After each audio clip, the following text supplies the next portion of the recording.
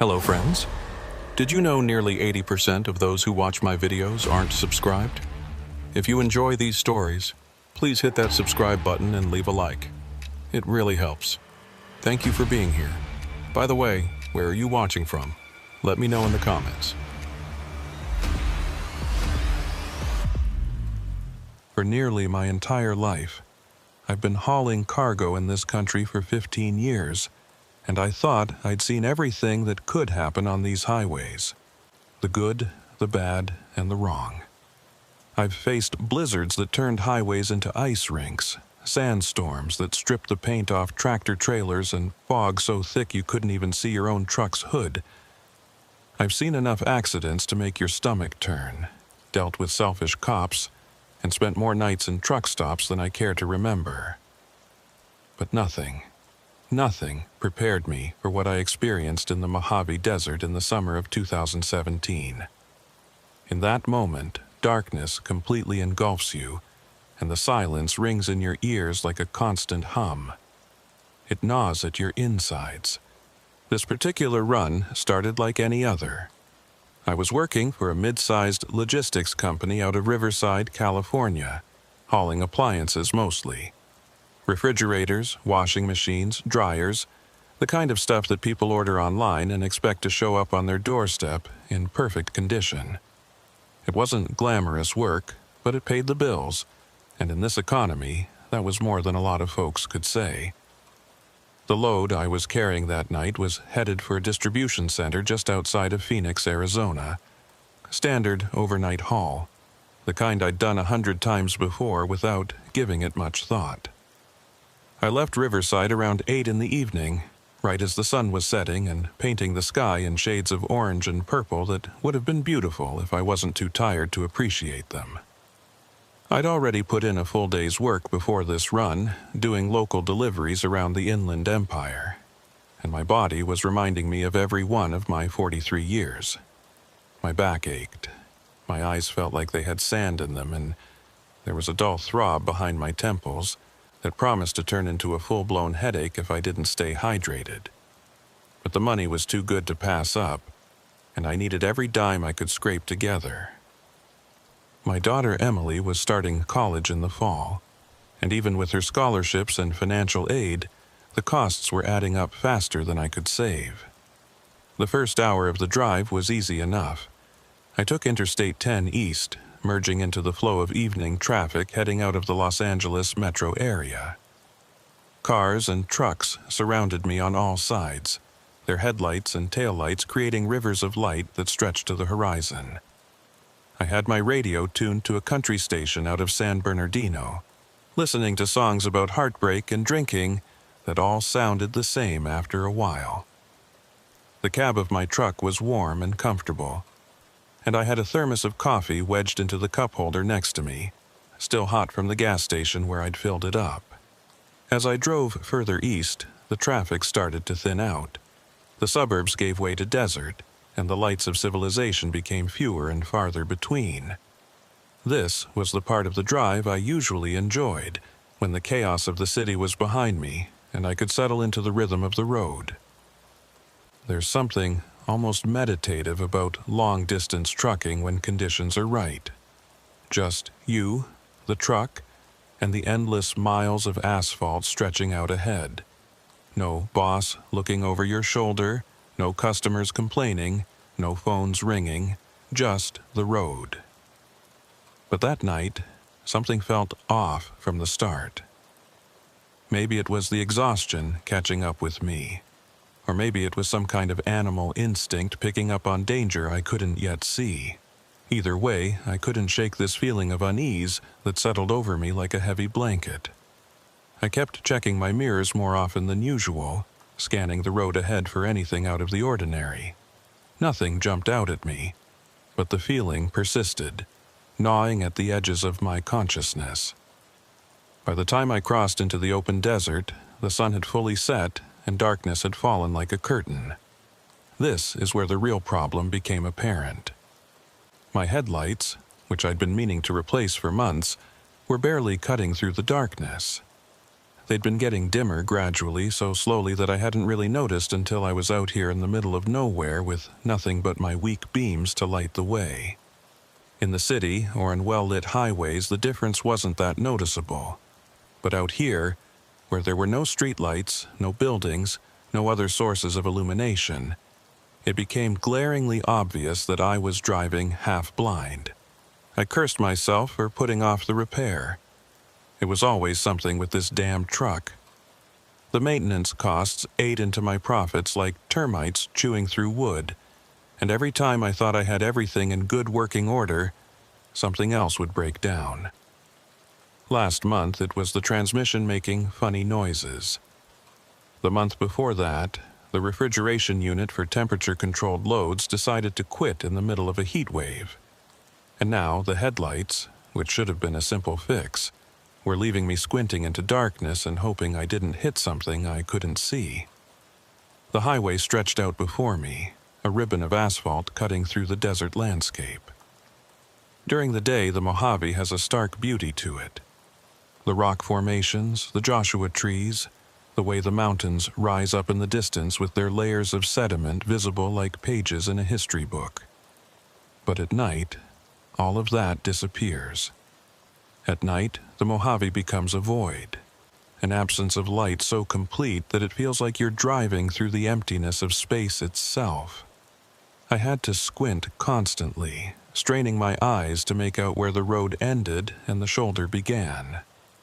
The white lines marking the lanes were my only guide, and even those seemed to fade in and out of visibility as my inadequate headlights struggled to illuminate them. Every few minutes, I'd blink hard and rub my eyes, trying to clear the fatigue that made everything seem slightly blurry around the edges. This was dangerous. I knew that.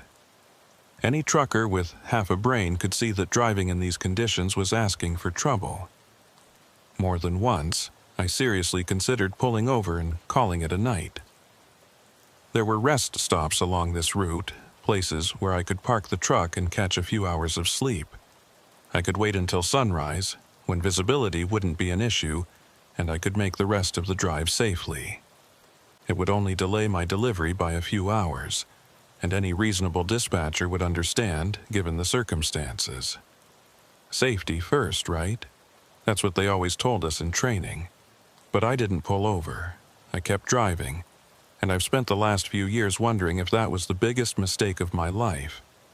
The truth is, I needed the money too badly to waste time sitting around waiting for the sun to come up. Every hour I spent parked was an hour I wasn't getting paid for, and with Emily's tuition looming over me like a dark cloud, I couldn't afford to be precious about things like ideal driving conditions. Besides, the highway was mostly straight through this section. How hard could it be to follow a straight road, even with poor visibility? That's the kind of logic that gets people killed. But I didn't think about it that way at the time.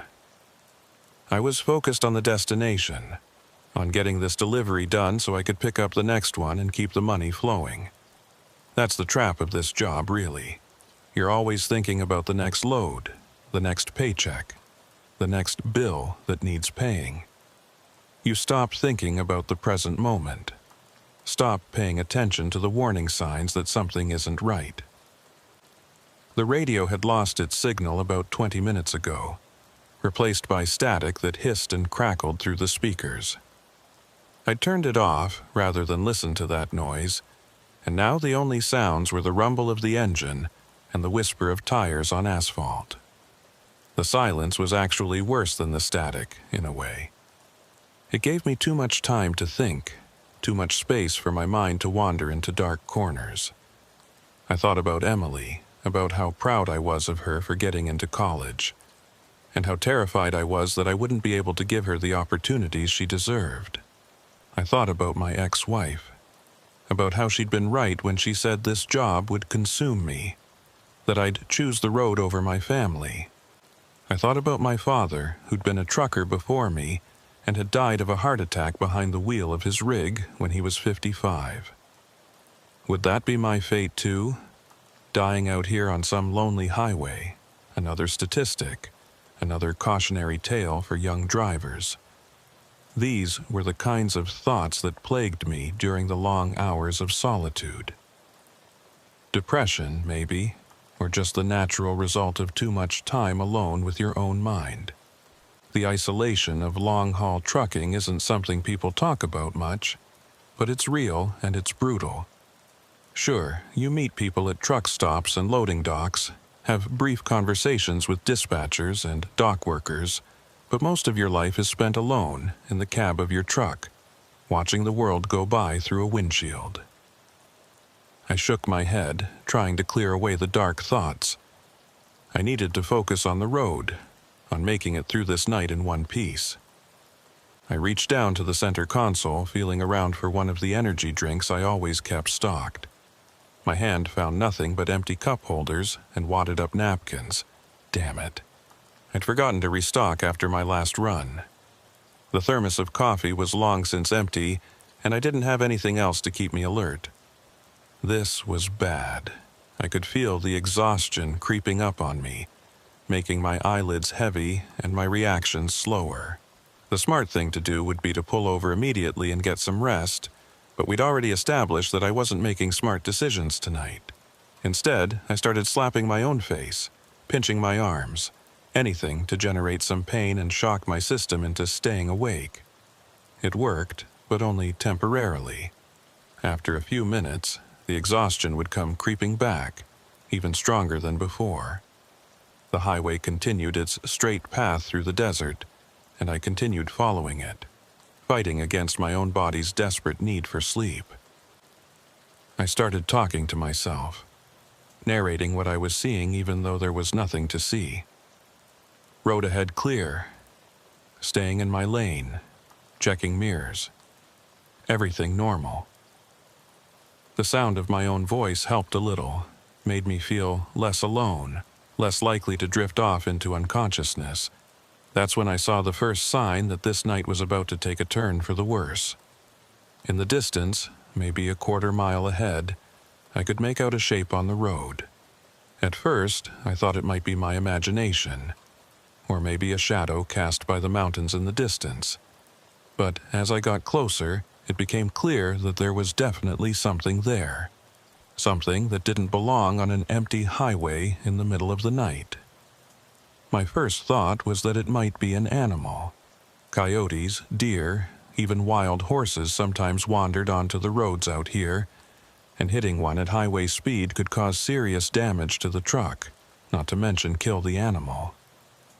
I'd hit a deer once, years ago in Montana, and the memory of that sickening impact still haunted me. The blood, the broken body, the knowledge that I'd snuffed out a life through no fault of my own, but simply by being in the wrong place at the wrong time. I eased off the accelerator, letting the truck slow down as I tried to get a better look at what was ahead. My pathetic headlights weren't giving me much information, just vague shapes and shadows that could have been anything. As I got closer, maybe 50 yards away, I realized it wasn't an animal. It was a vehicle, a car, sitting in the middle of the road with its hazard lights blinking slow and steady. Relief washed over me. Not an animal, just someone with car trouble. Probably just needed a jump start, or maybe had a flat tire and was waiting for help to arrive. This was something I could handle. A straightforward situation with a straightforward solution. I'd help them out, get them on their way, and continue with my delivery. Good karma, right? But as I got even closer, close enough that even my dim headlights could show me the details, I felt that relief evaporate and get replaced by confusion. The car wasn't pulled off to the side of the road like you'd expect from someone having car trouble. It was positioned right in the middle of the highway, straddling the double yellow line that divided the lanes. And the passenger door was hanging wide open, swinging slightly in what little breeze there was. I slowed down even more, my foot hovering over the brake pedal as my brain tried to make sense of what I was seeing. Why would someone park right in the middle of the road? Why was the door open? Where was the driver?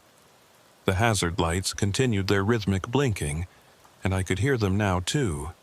that steady tick-tick-tick sound cutting through the silence of the desert night. Every instinct I had was screaming at me that something was wrong here, that this wasn't a normal breakdown situation. But I was tired, so tired, and my judgment was probably impaired by exhaustion. Maybe there was a simple explanation. Maybe the driver had gotten disoriented, had some kind of medical emergency, parked where they did because they were confused or in pain. Maybe they'd wandered off looking for help, not thinking clearly. I brought my truck to a complete stop about 30 feet from the car, close enough to see it clearly but far enough that I could maneuver around it if needed. I sat there for a moment, engine idling, trying to decide what to do. The smart thing would probably be to call 911, report an abandoned vehicle, and let the authorities handle it. But cell phone coverage out here was spotty at best, and I wasn't even sure I could get a signal. The car was a newer model Ford Fusion, red paint that looked almost black in the darkness except where my headlights hit it. It appeared to be in good condition. No visible damage, no flat tires, nothing that would obviously explain why it was sitting here in the middle of nowhere. The engine wasn't running, but the keys must have been in the ignition for the hazard lights to be working. I made my decision. I'd check it out quickly, see if anyone needed help, and if I couldn't figure out what was going on, I'd drive to the next town and report it. Simple. Straightforward. Nothing to worry about. I put the truck in park and killed the engine, suddenly very aware of how quiet it was out here. The silence was oppressive, heavy, broken only by that steady ticking of the hazard lights and the faint creaking of my truck as it cooled down. I grabbed my flashlight from the door pocket, tested it to make sure it worked, and opened my door. The desert air hit me immediately, warm and still. There wasn't even a hint of breeze, which was unusual for this time of night. Normally, the temperature dropped after sunset and the air would start moving, but tonight it felt like I'd stepped into a room with no ventilation. The warmth pressed against my skin, and I could feel sweat starting to form on my forehead despite the lack of physical exertion. I climbed down from the cab, my boots crunching on the gritty asphalt, and started walking toward the Ford. Every step felt surreal, like I was moving through a dream or watching myself from a distance. The hazard lights continued their blinking, casting brief flashes of amber light across the scene. Tick, tick, tick. The sound seemed louder now that I was outside my truck, almost aggressive in its regularity. As I approached the car, I kept my head on a swivel, scanning the desert on both sides of the road for any sign of the driver. My flashlight beam cut through the darkness, illuminating scrub brush and rocks, but no people. Where the hell was the driver? You don't just abandon your car in the middle of a highway and wander off into the desert. That's how people die out here. Dehydration, heat exposure, getting lost and never being found. The Mojave doesn't forgive mistakes. I reached the car and stopped at the open passenger door, shining my light inside. The interior was clean, almost pristine. The seats were leather, the dashboard free of clutter except for a phone mount attached to the air vent. There was a half-empty bottle of water in the cup holder and a phone charger plugged into the power port, but no phone attached to it. The keys were indeed in the ignition, turned to the accessories position to keep the hazards running, but with the engine off. I walked around to the driver's side, checking the back seat as I went. Empty. No one hiding, no one sleeping, no one unconscious. I opened the driver's door and leaned in, looking for any clues about who owned this car or where they might have gone. The glove compartment was closed, and I debated whether to open it. That felt like crossing a line somehow, going through someone's private property without permission. But what if there was information in there that could help me find them? I popped open the glove compartment. Inside was the usual stuff: registration, insurance card, owner's manual. I pulled out the registration and read it by flashlight. The car was registered to a Michael Patterson with an address in Henderson, Nevada. The registration was current, no red flags there. I put it back and closed the compartment, feeling like I'd invaded someone's privacy, but not sure what else I was supposed to do. I straightened up and looked around again, sweeping my flashlight beam across the desert in all directions. Nothing. No movement, no sounds except for those damn hazard lights ticking away. This was getting weirder by the minute, and I was starting to think I should just get back in my truck and call this in from the next town. But then I remembered the trunk. I hadn't checked the trunk yet. Maybe there was something in there that would explain this situation. Some piece of equipment or cargo that would make sense of why the car was abandoned like this. Or maybe, and this thought made my stomach clench, maybe there was someone in the trunk. Maybe this was a kidnapping situation, or worse. I walked back around to the rear of the car, my mind now racing through increasingly dark scenarios. Human trafficking was a real problem on these desert highways. People disappeared out here all the time, and not all of them were victims of the elements. Some of them were taken, transported, sold.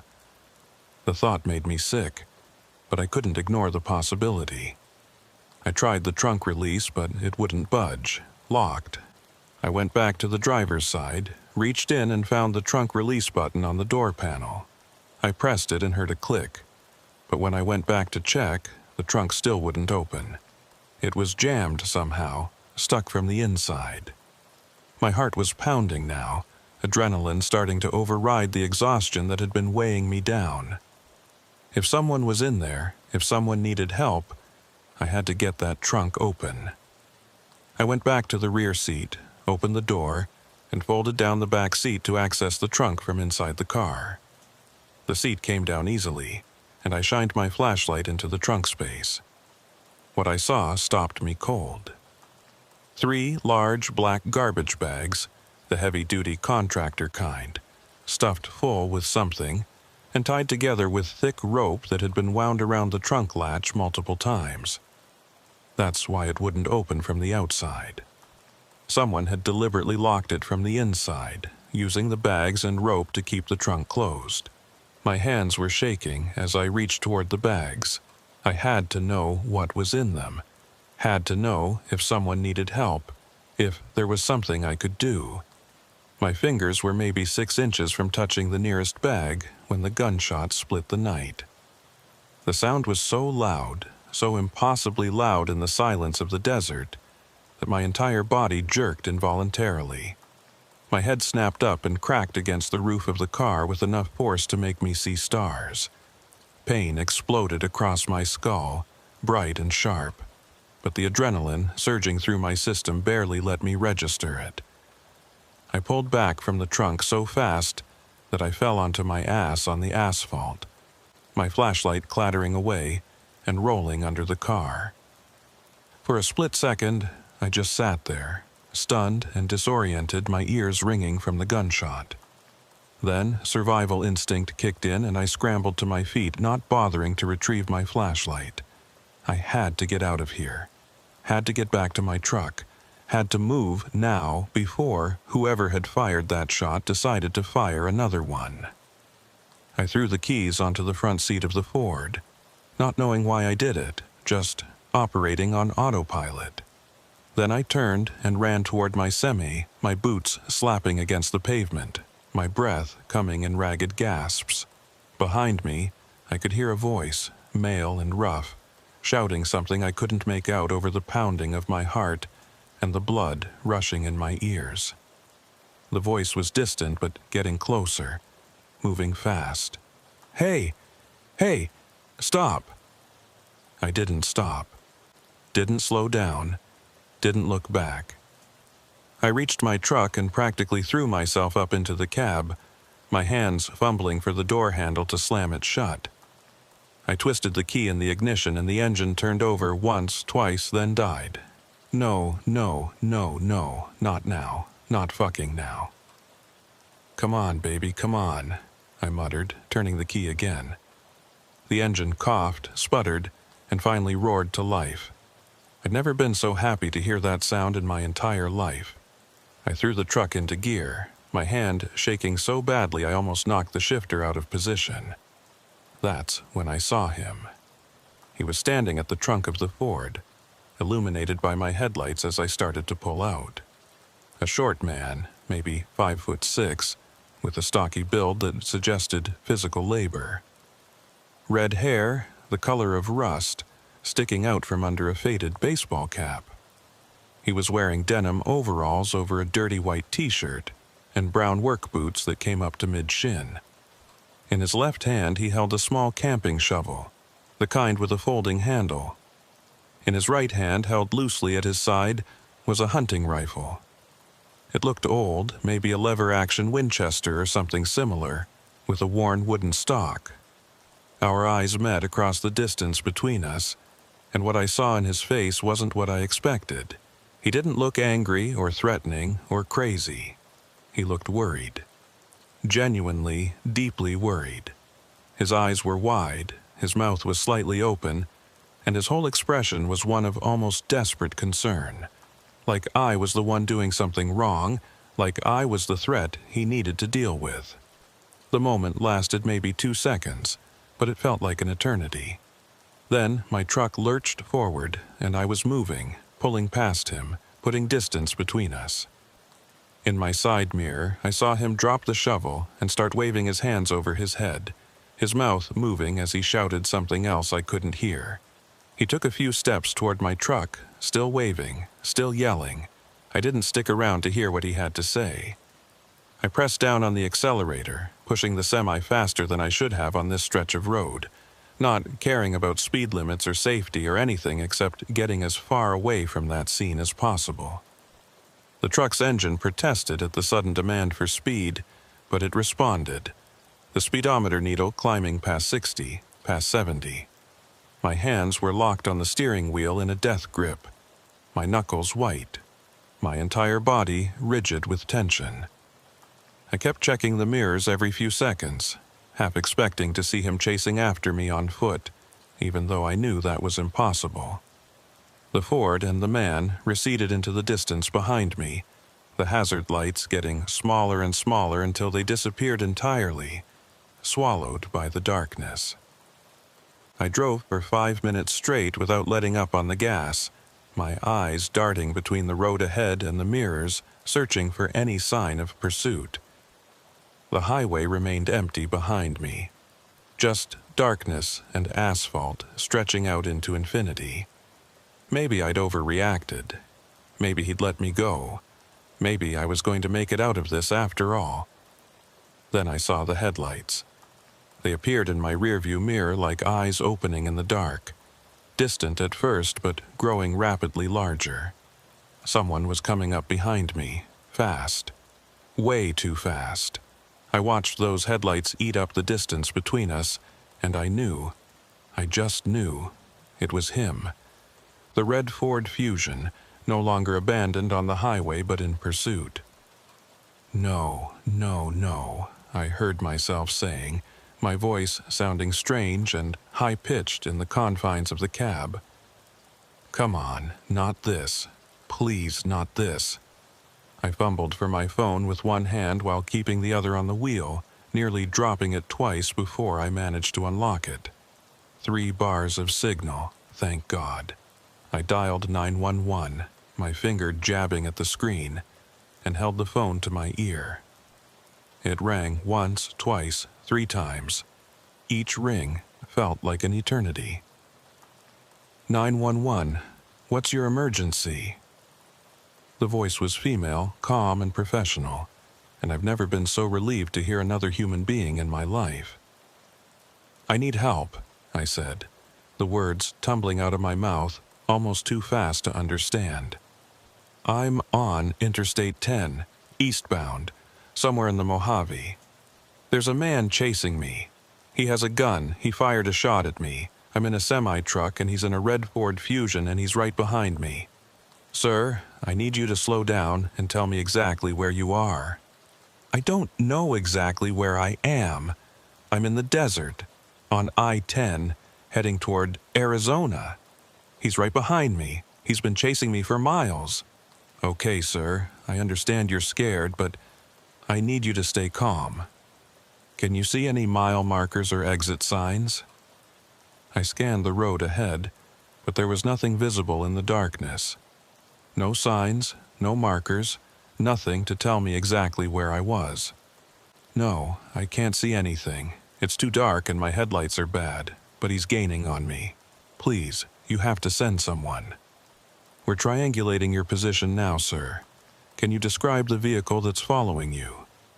"Red Ford Fusion, newer model. The driver is a white male, short, red hair, wearing overalls. He has a rifle." Behind me, the headlights were getting closer. I could see them filling my side mirrors now, bright and unrelenting. Then I heard it. The horn. Honk, honk, honk. 3 long blasts that seemed to shake the entire cab of my truck. "He's honking at me. He wants me to stop." "Do not stop, sir. Keep driving and stay on the line with me. We have units en route to your location." The Ford pulled up right on my bumper, so close I couldn't see its hood anymore. Just the glare of its headlights reflecting off my trailer. The horn blasted again, longer this time. A sustained noise that drilled into my skull like a physical thing. Honk. "Make him stop. Please make him stop." "Sir, I know this is frightening, but you need to keep driving. Don't try to outrun him. Just maintain your speed and wait for our officers to arrive. They're coming." Easy for her to say. She wasn't the one being chased through the desert by an armed man in the middle of the night. But I tried to do what she said, keeping my speed steady around 75, watching those headlights in my mirror, and praying that the police would show up before something worse happened. The pursuit continued for what felt like hours, but was probably only 10 or 15 minutes. The Ford stayed right on my tail, occasionally honking, but making no attempt to pass me or force me off the road. This was almost worse than if he'd tried something aggressive. The waiting, the not knowing what he was going to do, was eating away at my sanity. "Where are the police?" I asked, my voice cracking. "How long until they get here?" "They're very close now, sir. Just a few more minutes." The Ford suddenly swerved out from behind me, pulling into the left lane. My heart jumped into my throat. This was it. He was going to pull alongside me, point that rifle out his window and blow my head off. I'd die out here in the desert, just another victim of road violence, another trucker who was in the wrong place at the wrong time. But he didn't pull alongside me. Instead, he accelerated hard and shot past my truck, cutting back into my lane with maybe 10 feet to spare. Then he hit his brakes hard. I saw the brake lights flare bright red, saw the Ford decelerating rapidly right in front of me, and I had maybe 2 seconds to react. I slammed on my own brakes, feeling the entire truck shudder and protest as the tires fought for grip on the asphalt. The anti-lock system kicked in, causing the brake pedal to pulse under my foot. The gap between my front bumper and his rear bumper shrank rapidly. 50 feet, 30 feet, 20, I was going to hit him. There was no way to stop in time. The weight of the trailer was pushing me forward, momentum demanding that we make contact. I braced myself for the impact, my teeth clenched, my hands locked on the wheel. 10 feet, 5 feet. Then I saw them, flashing red and blue lights ahead, coming toward us from the opposite direction. A police car, or maybe 2, I couldn't tell in my panic. The most beautiful sight I'd ever seen. The Ford's brake lights went out. He punched the accelerator and swerved hard to the right, leaving the highway entirely and bouncing off into the desert. I watched in my mirror as he disappeared into the darkness, his taillights visible for a few seconds before the terrain hid him from view. He was gone. I eased off the brakes and brought the truck to a gradual stop on the shoulder, my entire body shaking so badly I could barely control my limbs. The police car that had been approaching crossed the median and pulled up behind me, its lights still flashing. A second car appeared from the direction I'd been heading and pulled up in front of me, boxing me in. Sir, are you there? The 911 operator was still on the line, her voice tinny through the phone speaker. Yeah, I managed to croak out. Yeah, I'm here. The police are here. He's gone. He drove off into the desert. That's good, sir. You're safe now. The officers will take care of everything. I ended the call and just sat there for a moment, staring at nothing, trying to process what had just happened. My heart was still racing. My shirt was soaked with sweat, and I could feel the adrenaline starting to wear off, leaving behind a bone-deep exhaustion that made me feel like I'd aged 10 years in the last hour. A knock on my driver's side window made me jump. A police officer was standing there, a young guy with a crew cut and a serious expression. I rolled down the window. "Sir, are you injured?" he asked. I shook my head. No. Scared shitless, but not hurt. "I need you to step out of the vehicle, please. We're going to need to get a statement from you." I climbed down from the cab on legs that felt like jelly, my boots hitting the pavement with less steadiness than I would have liked. Another officer, this one older with gray hair and a weathered face, was standing by the front of my truck with his hand resting on his service weapon. The younger officer pulled out a notepad. "Can you tell me what happened tonight?" And so I told him everything. The abandoned Ford in the middle of the road, the open passenger door, the bags in the trunk, the gunshot, the man with the rifle, the chase. I spoke quickly, the words tumbling out in a disorganized rush, and the officer had to ask me to slow down multiple times so he could take proper notes. When I finished, he looked at his notes, then back at me. "And you said the vehicle was located approximately 20 miles back?" "I guess. I don't know exactly. I wasn't really paying attention to the mile markers. But yeah, somewhere back there." "And the driver, the man with the gun, you got a good look at him?" "Yeah, short guy, red hair, wearing overalls and work boots. He had a shovel and a rifle." The officer wrote this down, then looked up at me. "And he chased you for how long?" "I don't know. 15 minutes, 20. It felt like forever." The older officer had been listening to this exchange, and now he walked over. "Did he try to run you off the road or shoot at you during the pursuit?" "No, he just followed me, honking his horn and trying to get me to stop." The two officers exchanged a look that I couldn't quite read. "Okay," the younger one said. "Here's what's going to happen. We're going to take your statement, get your contact information, and send you on your way. We'll have units respond to the location where you found the vehicle and investigate the scene.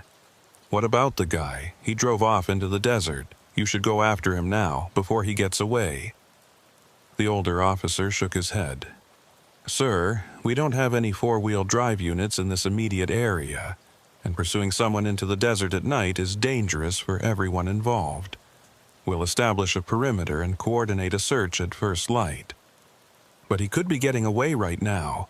He could be destroying evidence or—" "Sir," the officer interrupted, his tone firm but not unkind. "I understand your frustration, but we have protocols we have to follow. The best thing you can do right now is answer our questions as completely as possible, so we have all the information we need to conduct our investigation." I wanted to argue, wanted to insist that they do something right now, but I could see it was pointless. They'd already made up their minds. So I stood there on the side of the highway and answered their questions, gave them my contact information, and watched as they took photos of my truck from various angles. Finally, after what felt like an eternity but was probably only 30 minutes, they told me I was free to go. The younger officer handed me a card with a case number on it. "If you think of anything else, anything at all that might be relevant, give us a call at that number. Someone will be in touch if we need any additional information." I took the card and nodded, too tired to say anything else. I climbed back into my truck, started the engine, and pulled back onto the highway. In my rearview mirror, I watched the police lights grow smaller and smaller until they disappeared entirely. The rest of the drive to Phoenix was a blur. I was operating on pure autopilot, my body going through the motions while my mind was still back there on that dark stretch of highway, trying to make sense of what had happened. Who was that man? What was in those bags? Why did he chase me? The questions went around and around in my head, like a hamster on a wheel, never reaching any satisfying conclusions. I made my delivery in Phoenix at just past 6 in the morning. The sun rising over the desert and painting the sky in shades of pink and gold that would have been beautiful if I'd been in any state of mind to appreciate them. The warehouse workers noticed something was off about me. I could tell from the way they kept glancing at me and whispering to each other, but nobody said anything. They just unloaded my trailer, had me sign the paperwork, and sent me on my way. I should have found a motel and gotten some sleep. That would have been the smart, responsible thing to do. But I couldn't face the thought of lying in a dark room with nothing but my thoughts for company. So instead, I headed to a truck stop on the outskirts of the city. I needed to be around people, needed the noise and activity to drown out the memories of the previous night. The truck stop was one of those big ones that caters to long-haul drivers, with a full restaurant, showers, a small convenience store, and rows of parking spaces for semis. I pulled into a spot, killed the engine, and just sat there for a while staring at nothing. My phone rang. The dispatcher. I'd completely forgotten to check in after making my delivery. "Hey Frank, got your signature on the Phoenix delivery. Everything go okay?" "Yeah, fine. All good." "You sound like hell. You feeling all right?" I almost told him everything right then. Almost unloaded the whole crazy story about the abandoned car and the man with the rifle and the chase through the desert. But something stopped me. Maybe it was the fear that he wouldn't believe me, or that he'd think I was losing my mind, or that he'd decide I was too much of a liability and let me go. "Just tired," I said instead. "Long night. Well, get some rest. I've got another load for you tomorrow afternoon, picking up in Tucson and heading to San Diego. Easy run, good money." "Sounds good. I'll be ready." I ended the call and climbed out of the truck. My legs were stiff from hours of sitting, and I had to hold on to the door for a moment while the blood flow returned to normal. Once I was steady, I made my way into the truck stop, the automatic doors sliding open with a pneumatic hiss. The restaurant was about half full, mostly truckers like me, along with a few families who were probably doing road trips across the country. The smell of coffee and bacon and pancakes hit me as soon as I walked in, and I realized I was starving. I hadn't eaten anything since yesterday afternoon, before I'd started the run that had turned into a nightmare. I found a booth in the corner and slid into it, positioning myself so I could see the door. I didn't want anyone sneaking up on me. Didn't want to be surprised. A waitress appeared almost immediately, a middle-aged woman with tired eyes and a professional smile. "Coffee?" she asked, already pulling a pot from behind her back. "Please, and I'll take the biggest breakfast you have."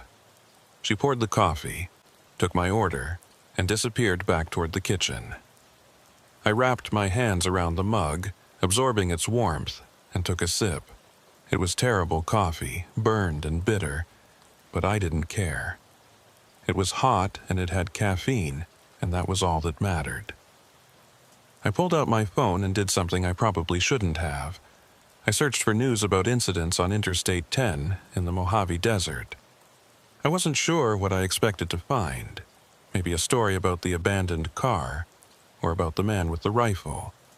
Something that would validate what I'd experienced and prove it wasn't just some exhaustion-induced hallucination. But there was nothing. No news stories, no alerts, nothing. It was like the whole thing had never happened. I expanded my search, looking for any mentions of Michael Patterson from Henderson, Nevada, the name on the car's registration. Still, nothing relevant came up, just some social media profiles that might or might not have been the same person. The waitress returned with my food, a massive plate piled high with eggs, bacon, sausage, hash browns, and pancakes. I thanked her and dug in, not tasting anything, just shoveling food into my mouth mechanically. I needed the calories, needed the fuel to keep functioning. As I ate, I thought about calling Emily. I wanted to hear my daughter's voice, wanted that connection to normalcy and safety in the life I'd built. But it was still early, and she'd be asleep. And what would I even say to her? "Hey, honey, just wanted to let you know I almost got killed by a crazy man in the desert last night." No, better to keep it to myself. I finished eating and paid my bill, leaving a generous tip because the waitress had been nice, and I felt like spreading some good karma around after the night I'd had. Then I went back to my truck, climbed into the sleeper berth, and tried to get some rest. Sleep didn't come easy. Every time I closed my eyes, I saw those garbage bags in the trunk. Every time I started to drift off, I jerked awake, my heart pounding, convinced I'd heard a gunshot. After about 2 hours of this, I gave up and just lay there staring at the ceiling of the sleeper, watching the shadows move as other trucks pulled in and out of the parking lot. My phone buzzed, a text message from an unknown number. My stomach clenched as I picked it up and read it. "This is Officer Martinez from last night. Just wanted to update you that we located the vehicle. It had been moved from the position you described, but we found it about 15 miles west of where you said. Vehicle was empty, no sign of the driver, no garbage bags or rope in the trunk. Investigation is ongoing. Thank you for your cooperation." I read the message 3 times, my confusion growing with each pass. The vehicle had been moved? The bags were gone?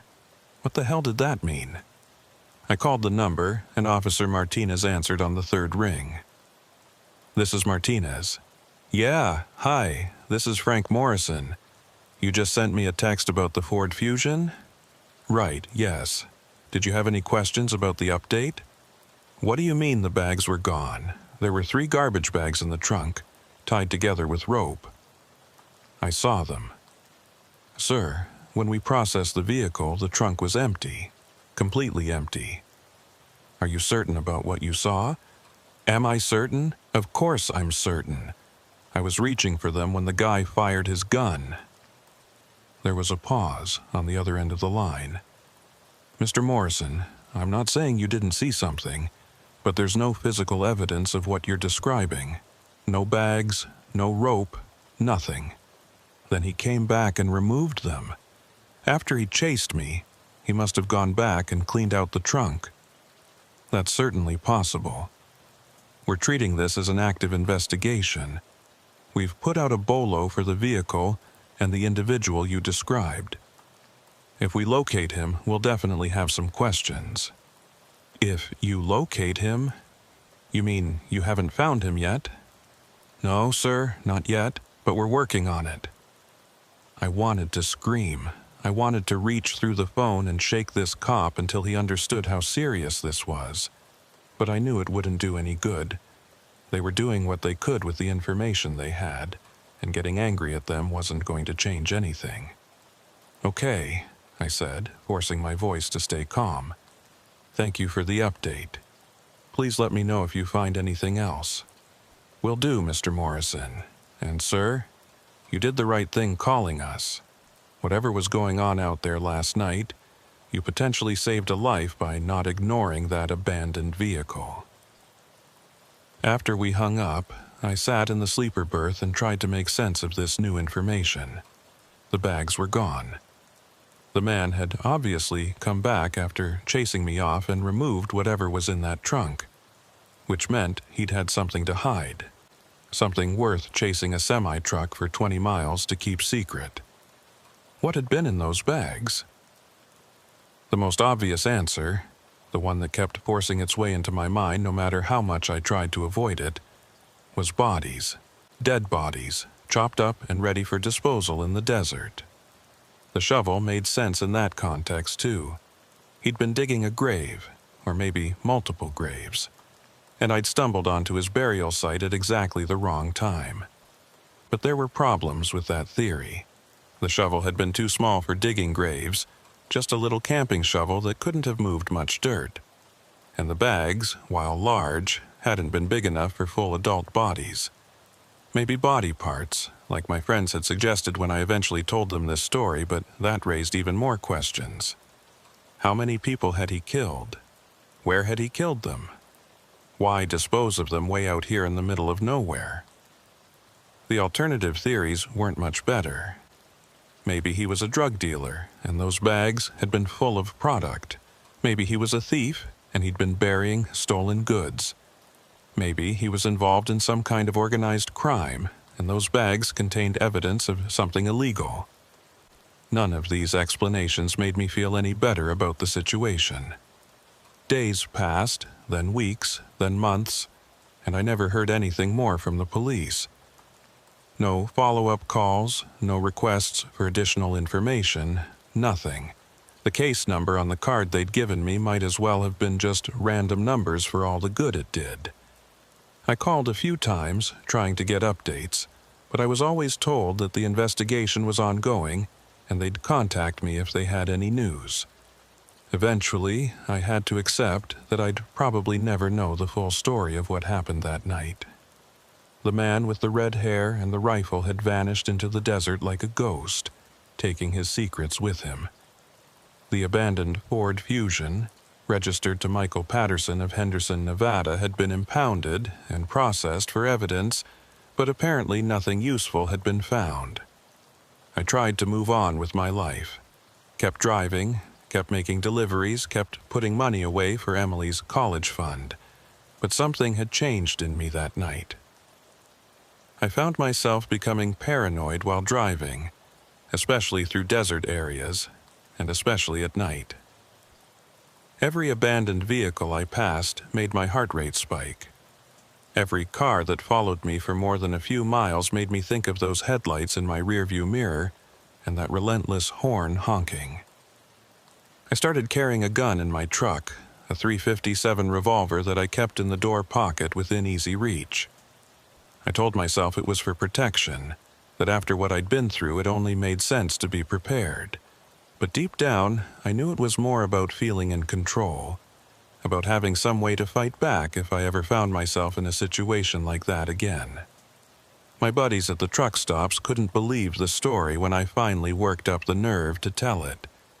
Most of them thought I was exaggerating, that the exhaustion and the bad lighting had made me imagine things being worse than they actually were. A few believed me, and they had their own theories about what had been in those bags. Bodies, drugs, money, stolen goods. Everyone had an opinion, but nobody could say for certain. "You know what I think?" my friend Dale said one night over beers at a truck stop in New Mexico. Dale was an old-timer, been driving since before I was born, and he'd seen and heard just about everything. "I think you interrupted something you weren't supposed to see. And that guy, whoever he was, he panicked. That's why he chased you. He needed to know if you'd seen anything, if you're going to be a problem for him. So why didn't he try harder to stop me? Why not try to run me off the road or shoot out my tires or something?" Dale shrugged. Maybe he realized that would just make things worse. Killing a trucker on a major highway, that's going to bring a lot of heat. Better to scare you off and hope you don't talk than go back and clean up the evidence. Well, it worked. The evidence is gone and he's free. For now, Dale said. But guys like that, they always slip up eventually. They get cocky, they make mistakes. Maybe he's already been caught for something else. Maybe he's in prison right now and doesn't even know you're still thinking about him. I wanted to believe that. I really did. But something told me Dale was wrong, that the man with the red hair and the rifle was still out there somewhere, doing whatever it was he'd been doing that night. And maybe one day some other trucker would stumble onto one of his burial sites and have to make the same choice I made.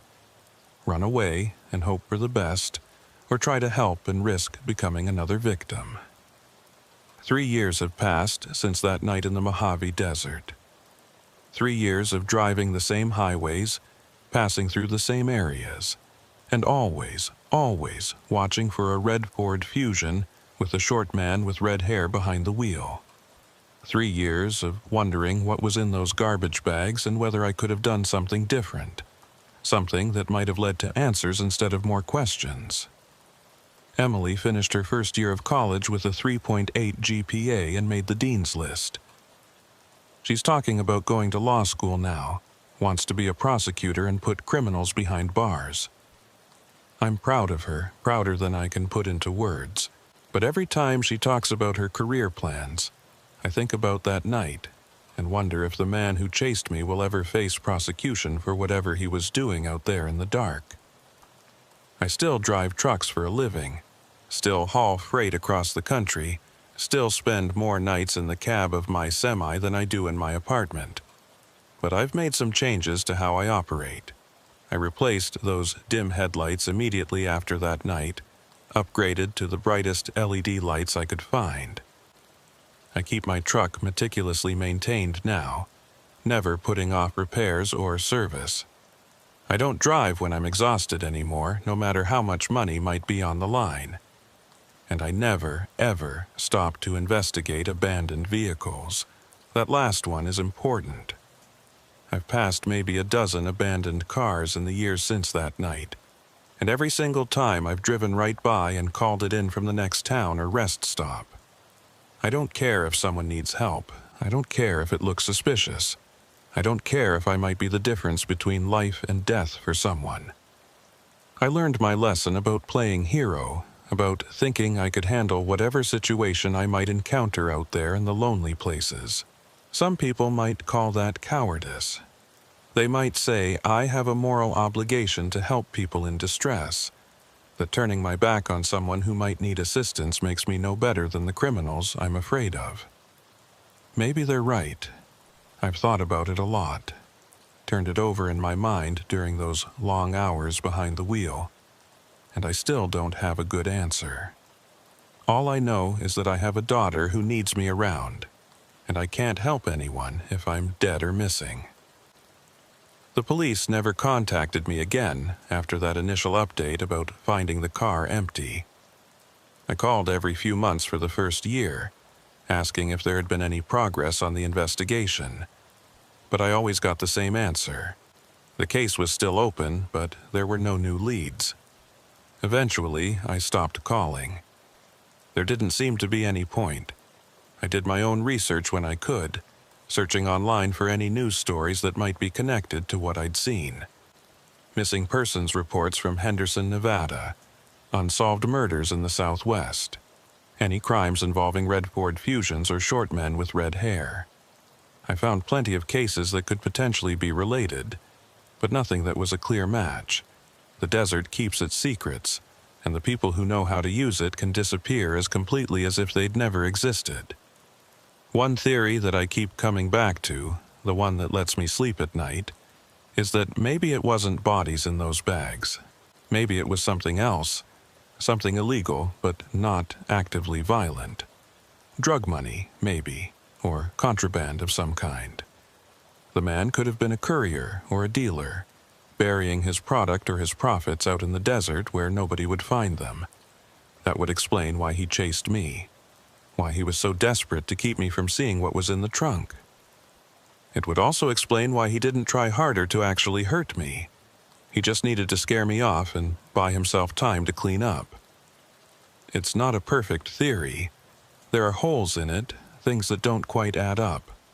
But it's better than the alternative, which is that I witnessed the beginning or the end of someone's murder and did nothing to stop it or bring the killer to justice. That thought is what wakes me up at night sometimes, sweating and gasping, my heart pounding in my chest. The thought that somewhere out there, maybe buried in the Mojave Desert or maybe disposed of in some other way, there's a body or bodies that nobody has found because I ran away instead of staying to investigate. I've told this story more times than I can count. At truck stops, at family gatherings, to anyone who'll listen. People's reactions vary.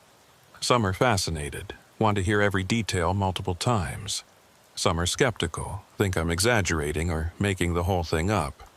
Some get angry, demand to know why I didn't do more, why I didn't fight back or chase the guy down myself. Everyone has an opinion about what I should have done differently. But they weren't there. They didn't see those garbage bags or hear that gunshot echoing across the desert. They didn't have to make split-second decisions with incomplete information while their adrenaline was spiking and their hands were shaking. It's easy to be brave when you're sitting in a diner with a cup of coffee, talking about something that happened to someone else. It's a lot harder when you're the one in danger, when you're the one who has to live with the consequences of your choices. Dale, my old trucker friend, died last year. Heart attack while he was sleeping in his truck at a rest stop in Texas. They found him in the morning, still in his bunk, like he'd just drifted off peacefully in his sleep.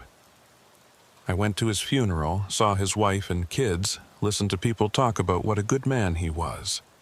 And I thought about our conversation that night in New Mexico, about how he'd said guys like the one who chased me always slip up eventually. I hope he was right.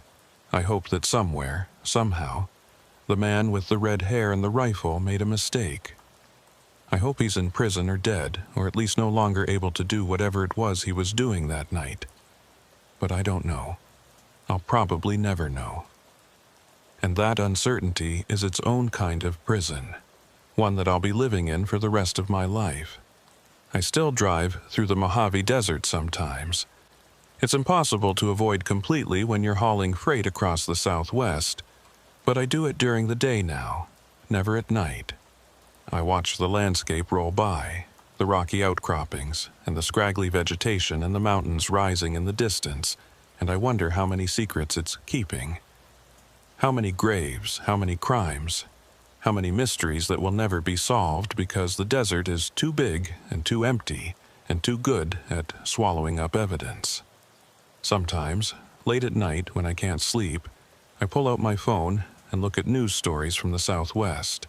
I tell myself I'm not looking for anything specific, just keeping informed about what's happening in the areas where I drive. But really, I'm looking for him. Looking for some story about a short man with red hair being arrested for murder or drug trafficking or whatever it is he was actually doing. I want closure. I want to know that I did the right thing by running away, or that I did the wrong thing and need to live with that guilt, or something, anything that will let me put this behind me once and for all. But closure doesn't come. The desert keeps its secrets, and the man keeps his, and I keep driving. That's all I can do. Keep driving, keep making my deliveries, keep putting 1 mile behind me after another. The highway stretches out ahead of me, endless and unchanging. And somewhere out there, maybe still on these same roads, is a man with red hair and dark secrets and garbage bags full of things that nobody was ever meant to see. I wonder if he thinks about that night too. I wonder if he remembers the trucker who stumbled onto his scene and almost touched those bags before running away. Does he regret chasing me? Does he wish he'd handled it differently? Or was I just one more complication in a life full of complications? Just another person who got too close to something they shouldn't have seen?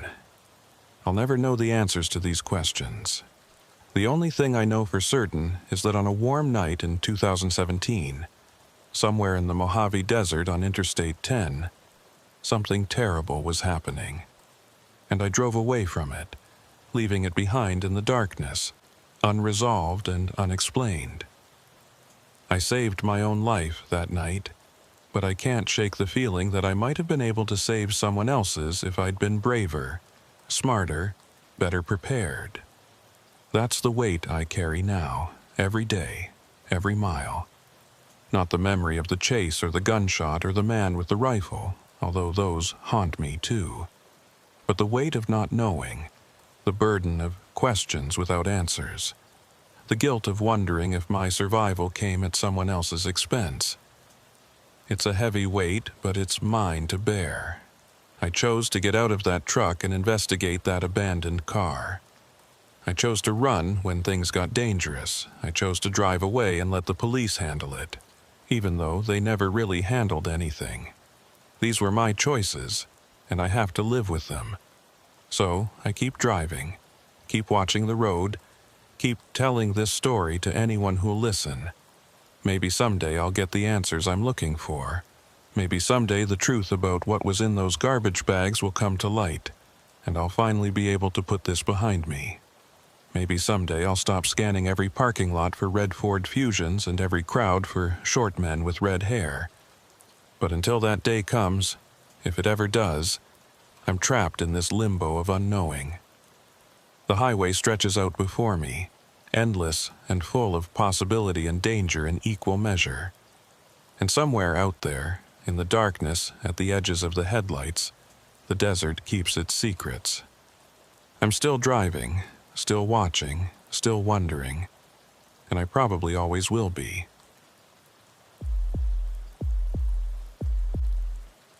I'm on the younger side for this industry, only been trucking for a little over 2 years, and people love to remind me of that fact.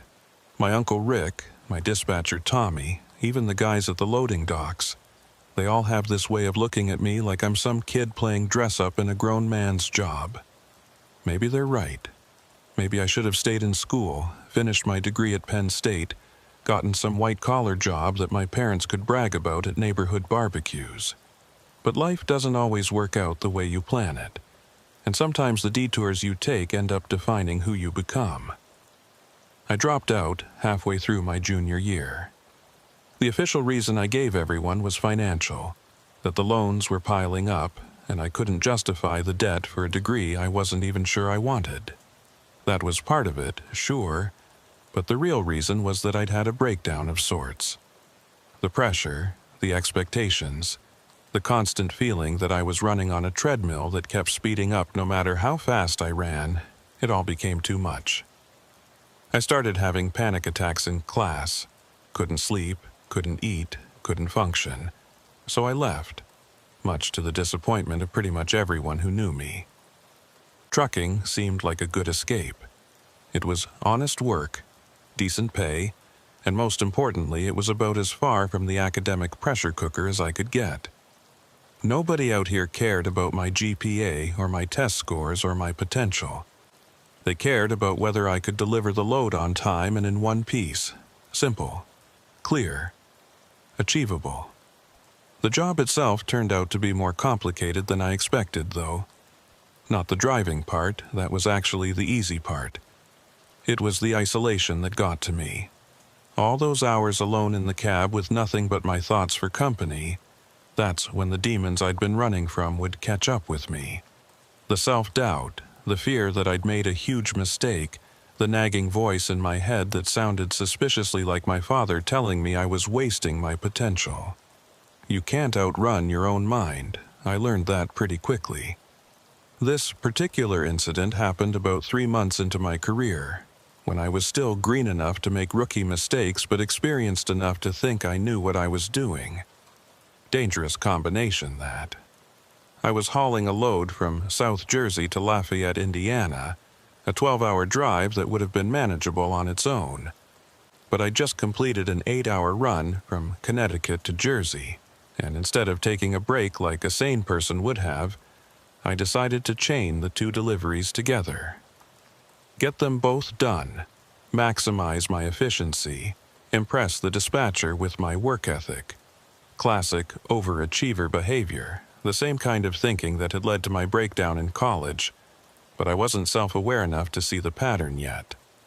I left the warehouse in South Jersey around 8 in the evening, just as the sun was setting, and the mosquitoes were coming out in force. The load was nothing special, just standard freight, boxes of manufactured goods that needed to get from point A to point B. The truck was running well, I had a full tank of diesel, and the weather forecast was clear. Everything was pointing toward an easy, uneventful night of driving. The first few hours were fine. I took I-78 west through Pennsylvania, watching the landscape transition from suburban sprawl to farmland to the rolling hills of the Appalachians. I had my playlist going, a mix of indie rock and hip-hop that kept me energized, and I was making good time. The traffic was light, mostly other truckers and a few cars with out-of-state plates, probably people heading to visit family or starting road trips. As I crossed into Ohio, though, I started to feel the fatigue creeping in. It started subtly, just a slight heaviness in my eyelids, a need to blink a bit more often than usual. I ignored it at first, figured I could power through. But by the time I reached the middle of Ohio, somewhere around Columbus, it was getting harder to ignore. My vision would blur slightly if I stared at the road for too long. My reactions felt sluggish. Most concerning, I caught myself nodding off twice, jerking awake with my heart pounding as I realized I'd lost a few seconds of consciousness. This was dangerous. I knew it was dangerous. But I was so close to my destination, relatively speaking, and the thought of pulling over and losing time was almost physically painful. I needed to complete this run. I needed to prove to myself and everyone else that I could handle this job, that I hadn't made a mistake by leaving school and becoming a trucker. I reached down to the center console, feeling around for one of the energy drinks I usually kept stocked there. My fingers found nothing but empty cup holders and some crumpled receipts. Shit. I'd forgotten to restock after my previous run. No Red Bull, no Monster, no 5-hour energy, nothing. I was running on fumes, literally and figuratively, with no chemical assistance available. Okay, I said out loud to myself, my voice sounding strange in the quiet of the cab. Okay, you need to stop. Find a gas station, get some caffeine, maybe stretch your legs. You can't keep going like this. It was the right decision, the smart decision, the only decision that made any sense. But even as I was saying it, I knew I wasn't going to do it. There was this stubborn part of me, this self-destructive streak that had been with me all my life, that refused to admit weakness or limitation. The same part that had pushed me to take 18 credit hours while working 2 part-time jobs in college. The same part that had kept me studying until 3 in the morning, even when my brain was fried and I couldn't retain any more information. That part of me was in control now, and it was saying, you can make it. Just push a little harder, just a little further. I should have listened to the rational voice. I should have pulled over, but I didn't. Instead, I started employing the usual tricks truckers use to stay awake. I rolled down the windows, letting the cool night air blast into the cab. I turned up the music, letting the bass thump through the speakers at a volume that was probably damaging my hearing. I started slapping myself lightly on the face, pinching my arms, anything to generate some stimulation and keep my nervous system engaged. It helped, but only temporarily. After a while, the cool air just felt normal. The music faded into background noise. The slapping and pinching lost their effectiveness. I was fighting a losing battle against my body's need for sleep, and deep down, I knew it. That's when I remembered the smelling salts. My Uncle Rick, who'd gotten me into this business in the first place, had given me a small bottle of them during my first week on the job. Emergency use only, he'd told me. If you're really in a bind and you need to stay awake for just a little bit longer. But don't make it a habit. That shit's not good for you if you use it too much. I'd kept the bottle in the glove compartment and had only used it once before, late one night when I'd been fighting to stay awake on a run through Wyoming. The effect had been immediate and intense, like getting punched in the face by pure consciousness. My eyes had watered, my nose had burned, and I'd been wide awake for the next hour at least. I reached over and popped open the glove compartment, fishing around until I found the small glass bottle. I unscrewed the cap and held it up to my nose, taking a big whiff of the ammonia-based crystals inside. The effect was instantaneous. My head snapped back, my eyes watered, and I felt like someone had just dumped a bucket of ice water over my head. My sinuses burned, my throat constricted, and for a few seconds I couldn't breathe properly. But then the sensation passed, and I was awake. Really, truly awake. More alert than I'd been in hours. "Okay," I said, screwing the cap back on and tossing the bottle back into the glove compartment. "Okay, that's better. That'll work." I kept driving, the miles ticking by on the odometer, the highway stretching out endlessly before me. The smelling salts had bought me some time, but I knew the effect wouldn't last forever. Maybe an hour, maybe less. I'd have to make a decision soon about whether to stop or keep pushing through. The highway was nearly empty at this point. It was past midnight, that dead zone between late night and early morning when most people are asleep and the world feels abandoned. I passed a few other trucks, their running lights visible in the distance, but otherwise I had the road to myself. It was peaceful in a way, but also unsettling. The isolation, the darkness, the sense that I was the only person awake in the entire state of Ohio. That's when I noticed the exit sign for a service area coming up in about 2 miles. Perfect timing. I could stop there, grab an energy drink from the vending machines, maybe use the restroom, and be back on the road in 10 minutes. Quick and efficient, minimal time wasted. I put on my turn signal, even though there was nobody around to see it, and started to ease the truck toward the right lane. But as I got closer to the exit, something looked off. The lights that usually marked service areas weren't visible. In fact, I couldn't see any lights at all, just darkness beyond the exit ramp. I almost kept going, almost decided to skip this stop and wait for the next service area. But the need for caffeine and a bathroom break was becoming urgent, and I figured even if the place was closed, there might still be vending machines outside that worked. So I took the exit, following the ramp as it curved away from the highway and toward what should have been a rest stop. What I found instead was something different. The buildings were there. I could make them out in the darkness, but they were clearly abandoned. No lights, no cars in the parking lot, no signs of life whatsoever. The main building looked like it had once been a gas station and convenience store combo, but the pumps had been removed and the windows were dark. Next to it was a smaller building, maybe an old fast food place, also dark and abandoned. I should have turned around right then. Should have gotten back on the highway and driven to the next exit. But I was here already, and surely there had to be something useful at this location. Maybe a working vending machine, or at least a place to park for a few minutes while I gathered myself. I pulled the truck into the empty parking lot and killed the engine. The sudden silence was almost deafening after hours of road noise and music.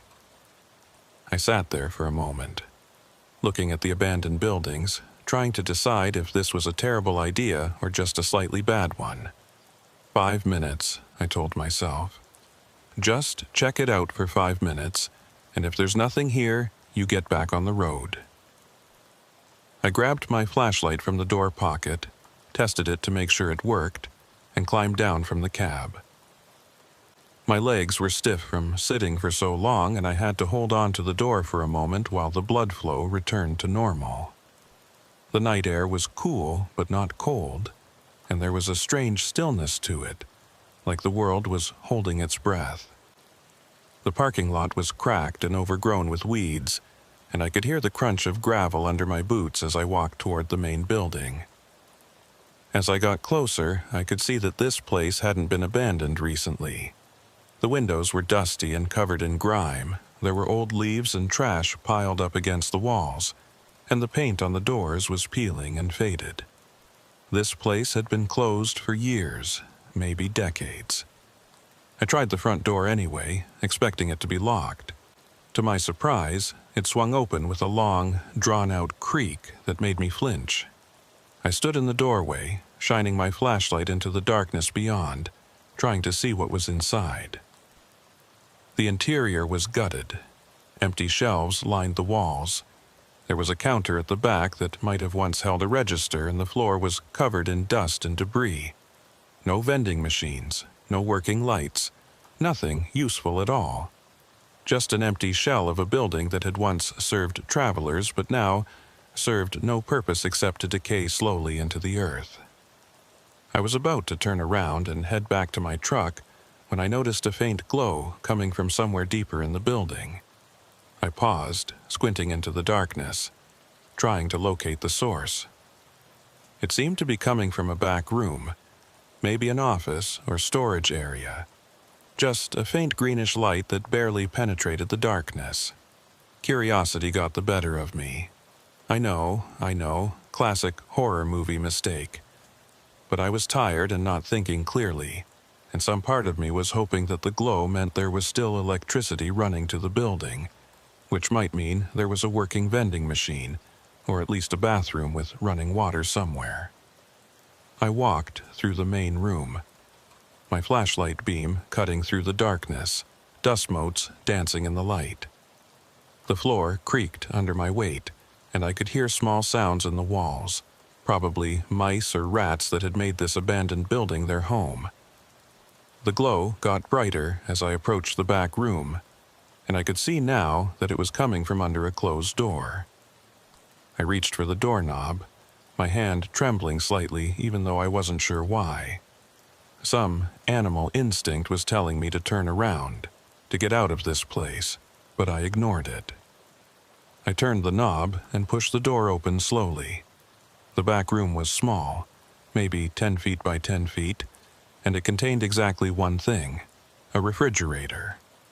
An old, battered refrigerator that was somehow still running, its interior light creating that greenish glow I'd seen.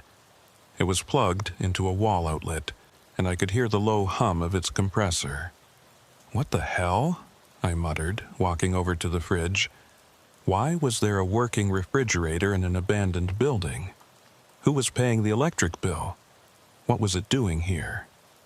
I opened the door wider, half expecting to find it stocked with drinks or food that I could purchase or borrow. But the interior was completely empty. Not just empty of food, but empty of everything. The shelves had been removed, the drawers had been taken out, it was just a hollow box with a light in it.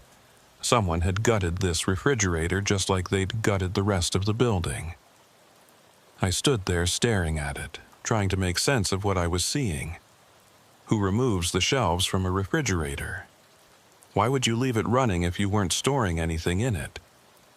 None of it made any logical sense.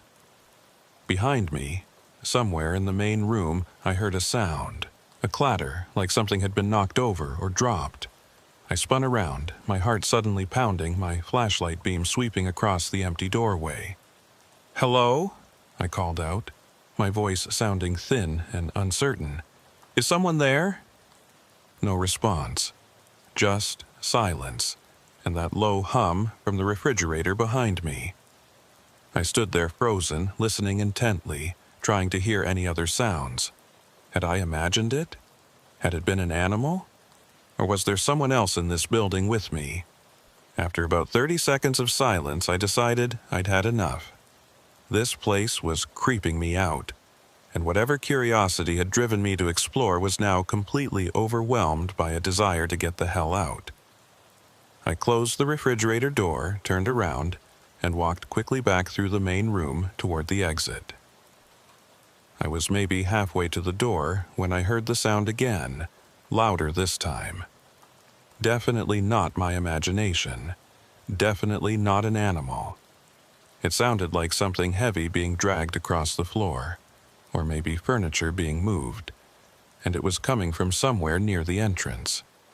I stopped walking and raised my flashlight, trying to see what was making the noise. The beam illuminated the empty room, the counter, the shelves, the door. Everything looked the same as it had when I came in, but something felt different. The air felt different, like the atmosphere in the room had changed somehow. "Look, if someone's here, you need to say something," I called out, trying to sound more confident than I felt. "I'm not trying to cause any trouble. I'm just a trucker who needed to take a break." Still no response. But I was certain now that I wasn't alone in this building. Every instinct I had was screaming at me to run, to get out now, to not wait around to find out who or what was sharing this space with me. I started walking toward the door again. Faster now, not quite running, but close to it. My boots thudded against the floor, and I could hear my own breathing, harsh and rapid. The door was maybe 20 feet away, 15 feet, 10 feet. I reached for the handle, grabbed it, pulled it open. The cool night air rushed in, and I practically fell through the doorway in my haste to get outside. I didn't look back, didn't pause to investigate the sounds I'd heard, just started half running, half jogging back toward my truck. Behind me, I heard the door to the building swing open again. I did look back then, couldn't help myself, and what I saw made my blood run cold. The door was standing wide open, but I couldn't see anyone in the doorway.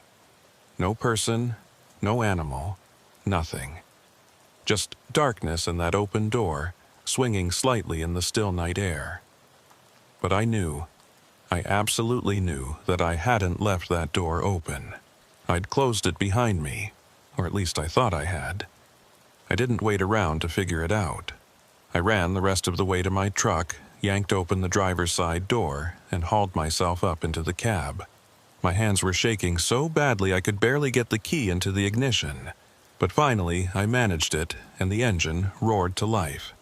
I threw the truck into gear and peeled out of that parking lot like the devil himself was chasing me, not caring that I was probably damaging the transmission with my rough handling. The abandoned buildings receded in my rearview mirror, and within minutes I was back on the highway, surrounded by the familiar lights and sounds of the interstate. My heart was still pounding, and I could feel adrenaline coursing through my system, making my hands shake and my breathing rapid. What the hell had just happened back there? Had there really been someone in that building with me, or had my exhausted brain been playing tricks on me? The logical part of my mind said it was probably just an animal, or the building settling, or any number of mundane explanations.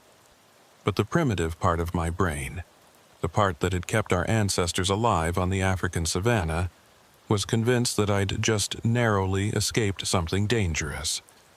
I drove for another 10 minutes, putting as much distance as possible between myself and that abandoned rest stop, before I finally allowed myself to slow down to a normal speed.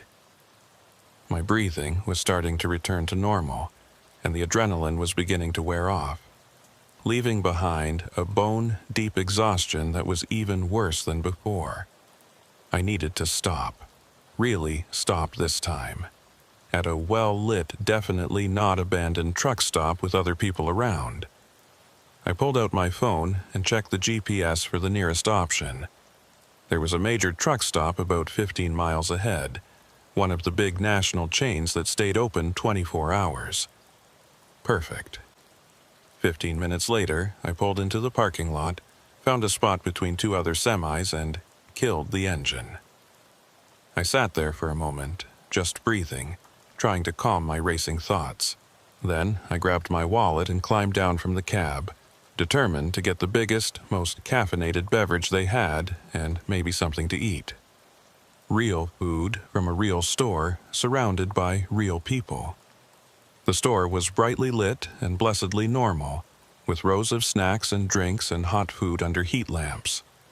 There were a few other people inside, mostly truckers like me, looking tired but not terrified. I grabbed 2 energy drinks, a large coffee, and a sandwich, paid the clerk, and headed back out to my truck. I felt better with food and caffeine in my system, more grounded, more rational.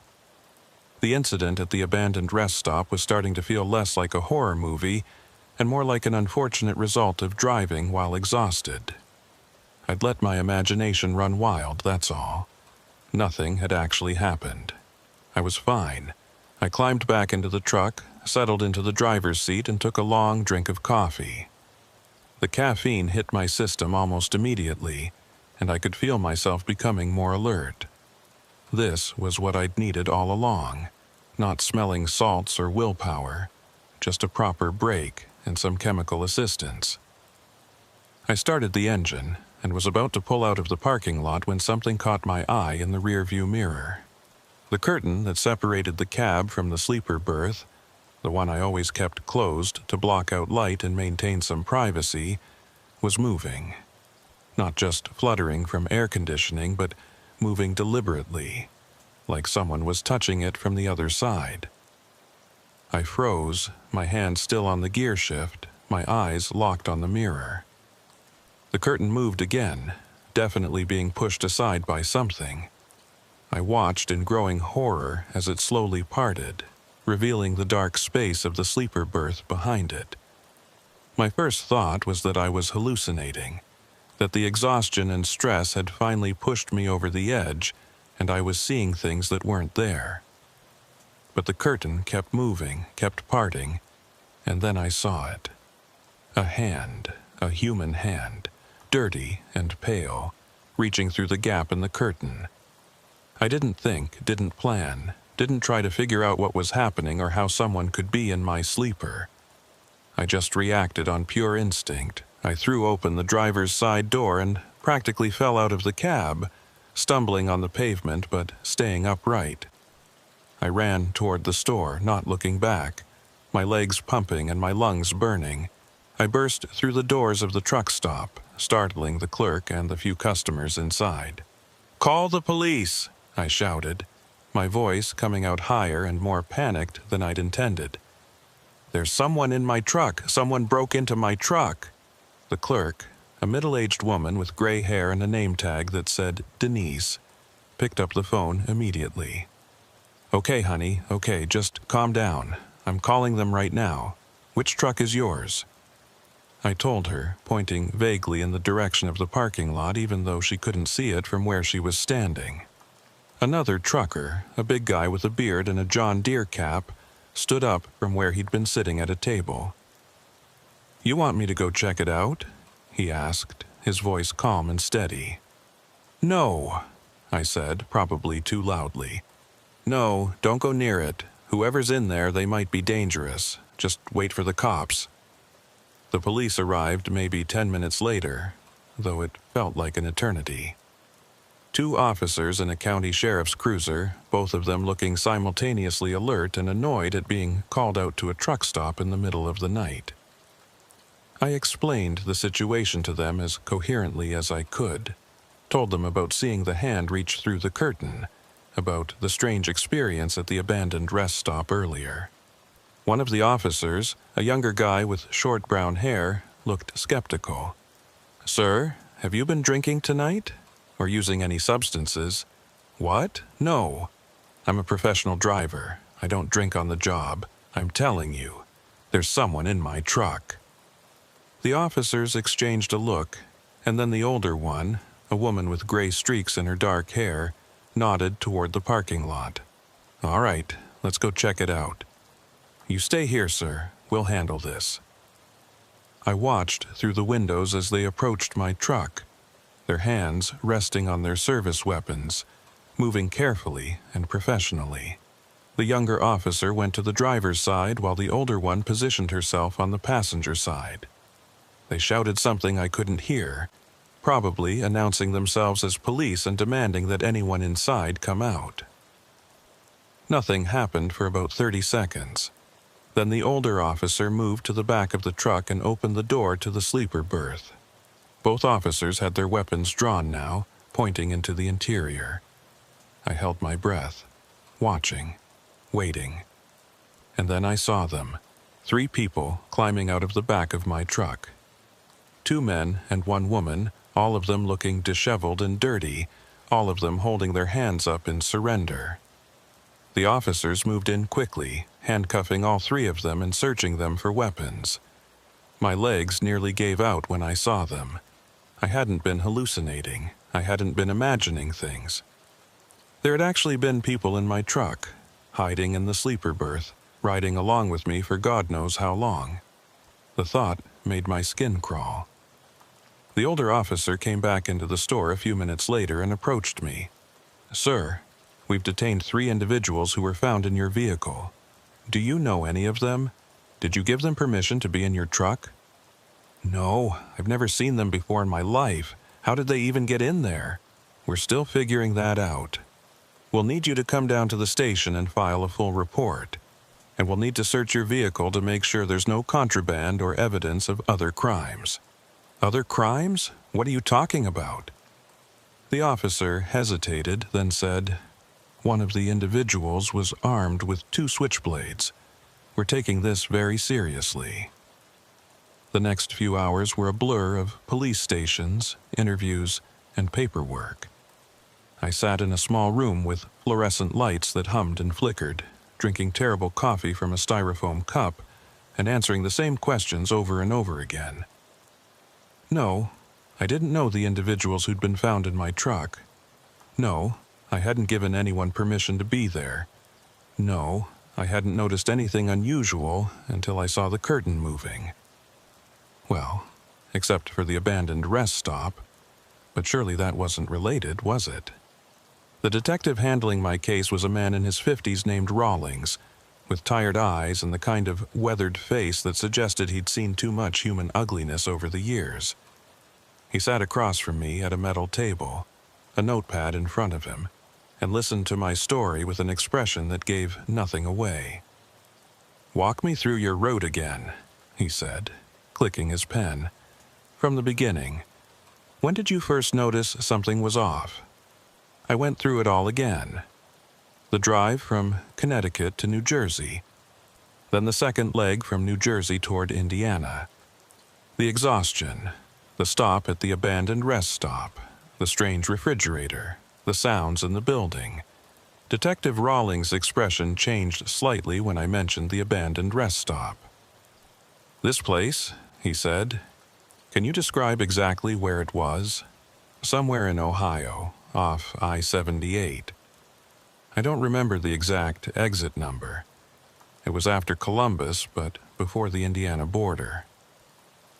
Rawlings wrote something down, then looked at me again.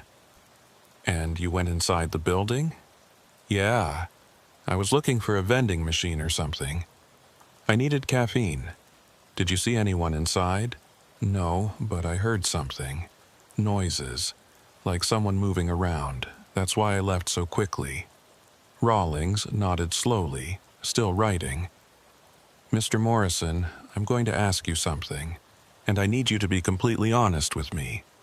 Is there any possibility, any at all, that these individuals entered your vehicle while you were at that rest stop?" The question hit me like a physical blow. I'd been so focused on the immediate shock of finding people in my truck that I hadn't really thought about when or how they'd gotten in there. But now that Rawlings mentioned it, the timing made horrible sense. "I didn't lock the truck," I said quietly. "When I got out to check the rest stop, I didn't lock the doors. I was only planning to be gone for a few minutes, and I didn't think... the place was abandoned. I didn't think anyone would be there. But clearly someone was," Rawlings said. "Multiple someones, in fact. And while you were inside exploring that building, they saw an opportunity."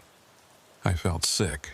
While I'd been poking around in that abandoned building, getting spooked by noises and empty refrigerators, 3 people had climbed into the back of my truck and hidden themselves in the sleeper berth. They'd been there the whole time I drove away, the whole time I stopped at the truck stop, the whole time I sat in the cab drinking coffee and congratulating myself on having gotten caffeine. They'd been right behind me, separated by just a thin curtain, close enough to touch me if they'd wanted to. "What were they planning to do?" I asked, my voice barely above a whisper. "Were they going to rob me? Kill me?" Rawlings's expression softened slightly. "We're still interviewing them, trying to piece together their intentions. But based on preliminary questioning, it appears they were homeless individuals looking for a ride to a warmer climate. They've been squatting at that abandoned rest stop for several weeks, apparently. When they saw your truck pull up, they saw it as an opportunity for free transportation. But one of them had knives, 2 switchblades. Yes, that's the concerning part. We're running their information through our databases now, checking for outstanding warrants or prior criminal history. It's possible the weapons were just for self-defense. Or it's possible they had more sinister intentions. We won't know until we know more about who these people are. I sat there processing this information, trying to wrap my mind around how close I'd come to what exactly.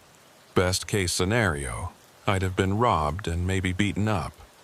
Worst case scenario, I'd have ended up as another statistic, another trucker who disappeared on a lonely highway and was never seen again. The thought made my hands shake, and I had to set down my coffee cup before I spilled it. "Can I see them?" I asked suddenly. "The people who were in my truck, can I see what they look like?" Rawlings considered this for a moment, then nodded. "I suppose that would be all right. You might be able to provide information that helps us identify them if they're not being cooperative. Come with me." He led me down a hallway to a room with a one-way mirror. On the other side of the glass, I could see the 3 individuals who'd been pulled from my truck. They were sitting at a table, still handcuffed, looking tired and defeated. The first was a man in his 30s or maybe 40s. It was hard to tell. He had long, greasy hair that hung in his face and a patchy beard that suggested malnutrition or poor health. His clothes were layers of different garments, all of them dirty and worn. He was staring at the table, not speaking, his shoulders hunched. The second man was younger, maybe mid-20s, with a shaved head and neck tattoos that I couldn't make out clearly from this distance. He was more animated than the first man, talking to someone I couldn't see, his hands moving despite the handcuffs. The woman was harder to look at somehow. She was probably in her late 30s with dark hair pulled back in a ponytail and a face that might have been pretty once but was now gaunt and hollow-eyed. She was wrapped in a dirty blanket and she was staring at nothing, her expression completely blank. "Do you recognize any of them?" Rawlings asked. I shook my head. "No, I've never seen any of them before." The older man, the one with the long hair, that's the one who had the knives. Won't tell us his name, won't tell us where he's from, won't tell us anything. The younger man says his name is Kyle and claims they were just trying to get to Florida, where they have family. The woman hasn't spoken a single word since we brought her in. I stared at them through the glass. These 3 strangers who'd invaded my truck and my life. And I tried to feel anger or hatred or something, but mostly what I felt was a weird combination of fear and pity. They looked like people who'd been beaten down by life, who'd made bad decision after bad decision until they ended up squatting in abandoned buildings and sneaking into trucks. That didn't excuse what they'd done, didn't make it okay that they'd put me in danger, but it made them seem less like monsters and more like desperate, broken people. "What happens to them now?" I asked. "They'll be charged with trespassing, possible vehicle tampering and weapons violations for the knives. Depending on what we find in their background checks, there might be additional charges. Best case for them, they spend a few months in county jail. Worst case, if any of them have outstanding warrants or if we can prove intent to harm, they could be looking at serious prison time." "And what about me? Can I go?" Rawlings nodded. "Yeah, you're free to go. We've got your statement, we've got your contact information. If we need anything else, we'll give you a call. Your truck has been searched and cleared, and we've taken photos of everything for evidence. It's all yours." I thanked him, though I wasn't sure what I was thanking him for exactly. For catching the people in my truck? For not arresting me for being stupid enough to leave my doors unlocked? For treating me like a victim instead of an idiot? I walked back out to the parking lot where my truck was waiting, its familiar shape silhouetted against the early morning sky. The sun was just starting to rise, painting the horizon in shades of orange and pink. I'd been up for more than 24 hours straight, and I felt every minute of it in my bones. Before I climbed back into the cab, I walked around the entire truck, checking every door, every compartment, every possible entry point. Then I climbed up into the driver's seat and locked all the doors from the inside. Only then did I feel safe enough to breathe normally. I called my dispatcher and explained what had happened, leaving out some of the more embarrassing details about the abandoned rest stop. He was surprisingly understanding, told me to find a motel and get some real sleep, and that we'd figure out the delivery schedule later. I thanked him and ended the call, then just sat there for a while, trying to decide what to do next. The smart thing would be to follow his advice, find a motel, and crash for 10 or 12 hours. But the thought of sleeping, of letting my guard down and being unconscious and vulnerable was terrifying. What if there were more people hiding somewhere in the truck? What if I'd missed something in my inspection? What if I closed my eyes and woke up to find myself in danger again? I compromised by driving to the nearest major truck stop, the kind with 24-hour security and cameras everywhere, and parking in the most visible spot I could find. Then I reclined the driver's seat as far as it would go and tried to get some rest. It wasn't real sleep, more like a series of fitful naps, punctuated by jolts of panic where I'd snap awake and look around to make sure I was still alone. But it was better than nothing. Around noon, I finally gave up on sleeping and decided to complete my delivery. I'd come this far, and despite everything that had happened, the load still needed to get to Lafayette. So I started the truck, pulled back onto the highway, and drove the remaining distance to my destination. The delivery went smoothly, thankfully. The warehouse workers unloaded my trailer efficiently, I signed the paperwork, and within an hour I was back on the road. But I couldn't shake the feeling that something fundamental had changed. The cab of my truck, which had always felt like a safe space, like my own private sanctuary on wheels, now felt contaminated somehow. Every shadow looked suspicious, every noise made me jump.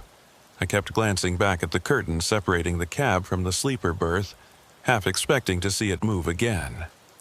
The days following the incident were some of the hardest of my life. I tried to go back to work, tried to maintain my normal schedule and routine, but nothing felt normal anymore. Every time I climbed into my truck, I'd spend 10 or 15 minutes searching every inch of the interior, checking the sleeper berth, the storage compartments, even looking under the truck and in the wheel wells. I knew I was being paranoid, knew that the chances of something like that happening again were astronomically low, but I couldn't stop myself. I started carrying a baseball bat in the cab with me, propped up against the passenger seat where I could grab it quickly if needed. I also bought a heavy-duty lock for the sleeper berth door, so that even if I was sleeping in the front, nobody could access the back without me knowing. These precautions made me feel slightly better, slightly more in control, but they didn't address the root problem. I was scared. The fear manifested in different ways. I stopped taking loads that required overnight drives.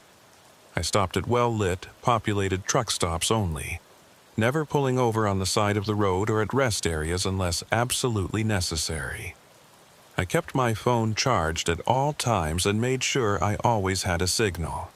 I told friends and family my route before every trip and checked in with them at regular intervals. My dispatcher noticed the change in my behavior. "You doing okay?" he asked during a phone call to discuss my next load. "You've been turning down a lot of runs lately, the overnight ones especially." "Yeah, I'm fine," I lied. "Just trying to maintain a better work-life balance, you know?" "Uh-huh. Look, I get that what happened was scary, but you can't let it control your life. This is a safe job, statistically speaking. You're more likely to get in a car accident than to have someone break into your truck." 3 people hid in my truck and rode with me for miles while I had no idea they were there, I said, my voice sharper than I intended. "One of them had knives, so forgive me if I'm not ready to just pretend everything is normal." There was a pause on the other end of the line. "Fair enough," he said finally. "Take whatever time you need, but eventually, you're going to have to decide if you can keep doing this job or if you need to find something else." That conversation stuck with me. Was I going to let this incident end my trucking career? Was I going to let fear dictate my choices and limit my options?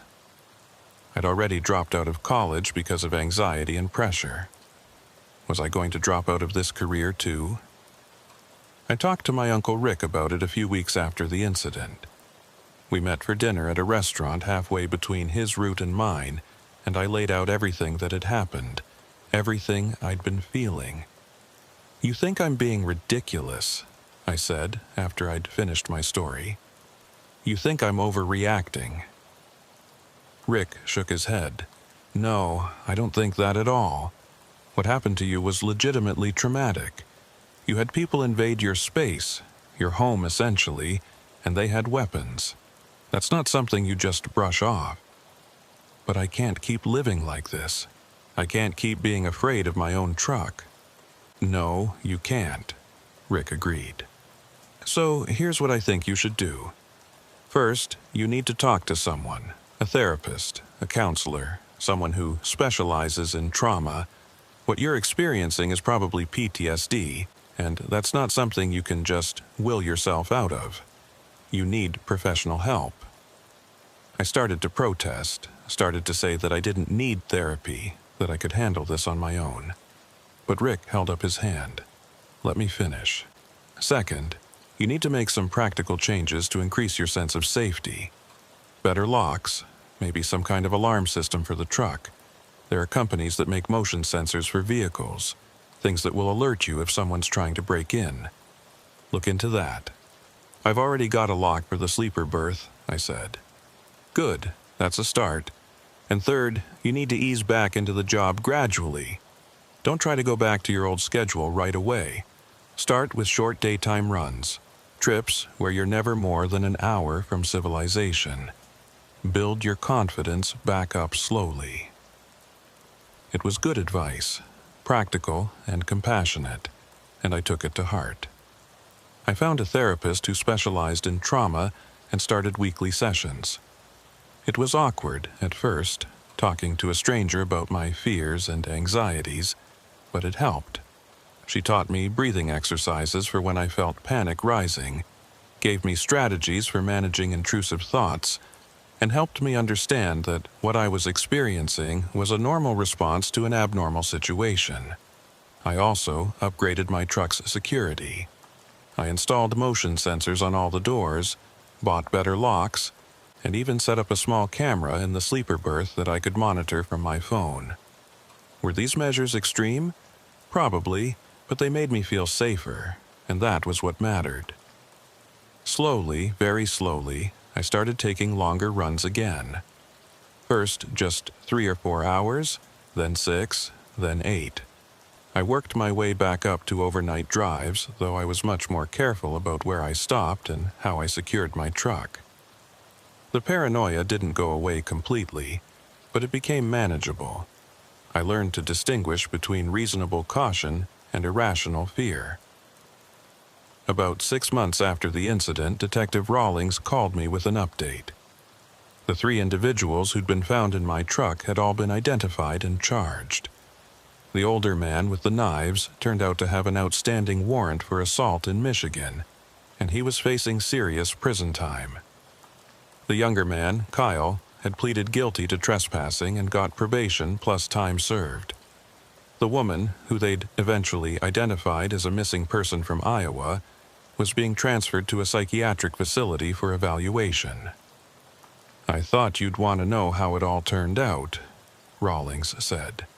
"And I wanted to tell you that your testimony was helpful in securing the convictions. You did good, Mr. Morrison." "Thanks," I said, though I wasn't sure how to feel about it. Relief, maybe, that they'd been caught and punished. Sadness that their lives had gone so wrong that they'd ended up in that situation. A mixture of both? "One more thing," Rawlings added. "We investigated that abandoned rest stop you mentioned, the one where you think they got into your truck. Turns out it's been a known squatter location for years. We cleared it out after your incident, arrested a few people who were living there, and the county has since fenced it off and installed no trespassing signs. So at least some good came out of this. After we hung up, I sat in my truck for a while, processing this information. The abandoned rest stop had been shut down. The people who'd invaded my truck had been caught and charged. The case was closed. I should have felt closure, should have felt like this chapter of my life was finished and I could move on. But I didn't feel closure. I felt tired. Tired of being afraid. Tired of second-guessing every decision. Tired of the constant vigilance that had become my default state. I wanted to go back to the way things were before, when trucking had felt like freedom instead of a series of potential dangers to be navigated. It's been a year and a half since 3 strangers climbed into the back of my truck while I was exploring an abandoned rest stop in Ohio. A year and a half since I discovered them hiding behind the curtain, armed with knives and wrapped in dirty blankets. A year and a half since I learned that the world is more dangerous than I'd wanted to believe, and that sometimes the threats don't announce themselves with obvious warning signs. I'm still driving trucks, still hauling freight across the country, still spending more nights on the road than in my apartment. But I'm different now, changed in ways both obvious and subtle. I'm more cautious, more prepared, more aware of my surroundings. I'm also, I'd like to think, more compassionate toward the people I see on the margins of society, the ones living in cars or under bridges or in abandoned buildings. Not enough to let them into my truck, mind you, but enough to understand that desperation can drive people to do things they might not otherwise do. The therapy helped. I still see my counselor once a month just to check in and make sure I'm staying on track mentally. She's taught me a lot about trauma and resilience, about the difference between being careful and being paralyzed by fear. I've learned that what happened to me was scary, yes, but it doesn't have to define the rest of my life. I can acknowledge the danger while still moving forward. I've also become something of an advocate for truck security among my fellow drivers. I tell my story at truck stops and rest areas, warning other drivers about the risks of leaving their vehicles unlocked, even for just a few minutes. Some of them think I'm being paranoid, that I'm letting one bad experience turn me into a fearmonger. But others thank me, tell me they've started being more careful because of what I've shared. If even one driver avoids what happened to me because I spoke up, then it's worth it. My relationship with my truck has evolved too. It's no longer just a vehicle or a tool for making money. It's my workspace, my sanctuary, my home away from home. I've made it as comfortable and secure as possible, installing not just security equipment, but also little touches that make it feel more personal. Photos of my family on the dashboard, a good sound system for music, comfortable bedding in the sleeper berth. If I'm going to spend this much time in here, I want it to feel like it's truly mine. I think a lot about those 3 people sometimes. The older man who wouldn't give his name, now serving time in a Michigan prison for the assault charge. Kyle, the younger man with the neck tattoos, who's hopefully gotten his life together and is staying out of trouble. And the woman, the one who never spoke, who turned out to be a missing person with mental health issues that went untreated for too long. I wonder where they are now, whether they think about that night as often as I do, whether they have any regrets about the choices that led them to hide in the back of a stranger's truck. I don't hate them. That might sound strange, but it's true. I was angry at first, furious that they'd invaded my space and put me in danger, but that anger has faded, replaced by a more complex understanding of how people end up in desperate situations. They were homeless, probably hungry, definitely struggling with issues I can't fully comprehend. That doesn't excuse what they did, but it contextualizes it, makes it slightly more understandable. What I do hate is the system that allowed them to fall through the cracks in the first place. The lack of mental health services, the inadequate support for people experiencing homelessness, the cycle of poverty and desperation that makes people feel like they have no options except to hide in trucks or squat in abandoned buildings. If there had been better resources available, maybe they wouldn't have been in that situation. Maybe I wouldn't have been either. I've thought about going back to school sometimes, finishing the degree I started before everything fell apart. Maybe studying social work or psychology, using what I've learned from my own experiences to help others. But trucking has gotten into my blood in a way I didn't expect. There's something meditative about the long drives, something peaceful about the rhythm of the road. It's given me time to think, time to process, time to figure out who I am and who I want to be. I'm still young, relatively speaking, only in my mid-20s, with my whole life ahead of me. This career doesn't have to be forever. But for now, it's what I need. It pays my bills, gives me space to heal, and allows me the independence I crave. And with the security measures I've put in place, with the lessons I've learned, I feel as safe as anyone can feel in this job. The abandoned rest stop where it all happened has been demolished, according to a news article I found online. The county decided it was too much of a liability, too much of a magnet for crime and squatters, so they tore down the buildings and filled in the area. Part of me is glad it's gone, glad that other drivers won't stumble into the same situation I did.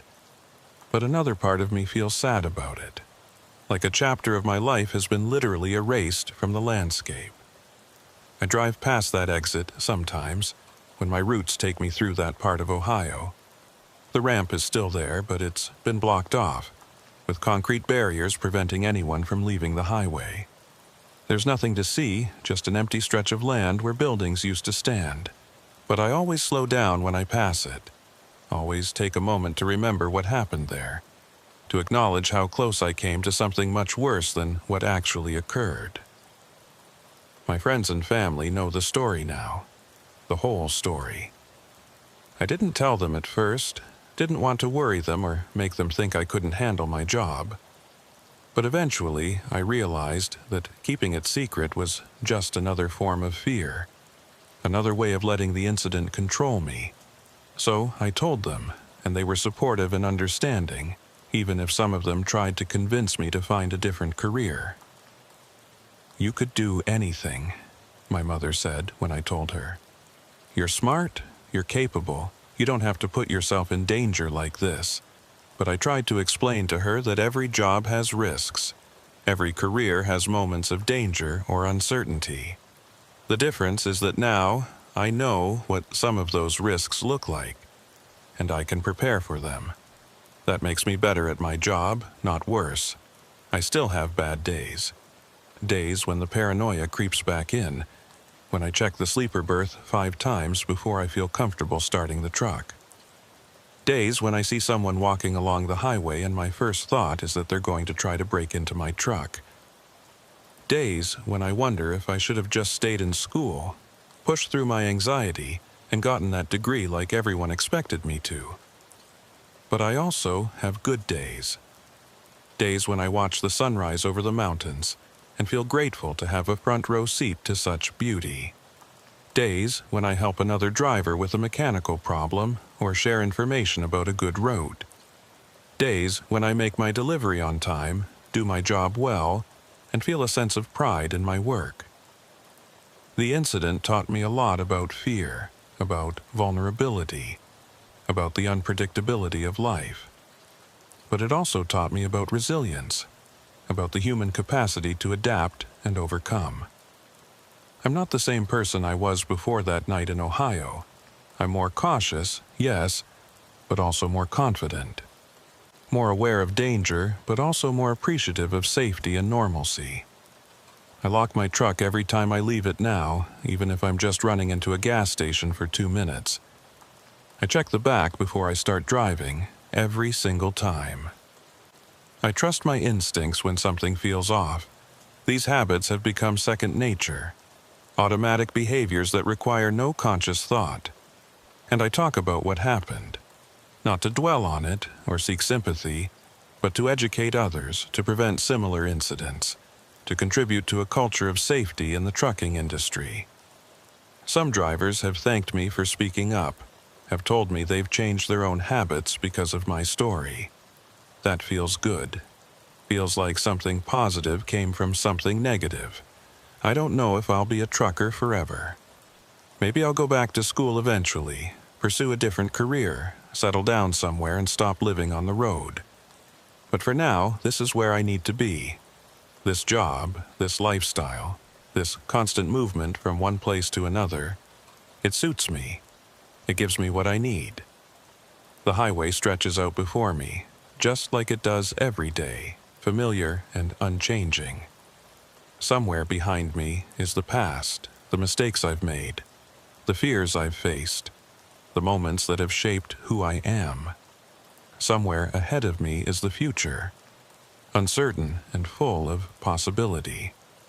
But right now, in this moment, I'm exactly where I need to be.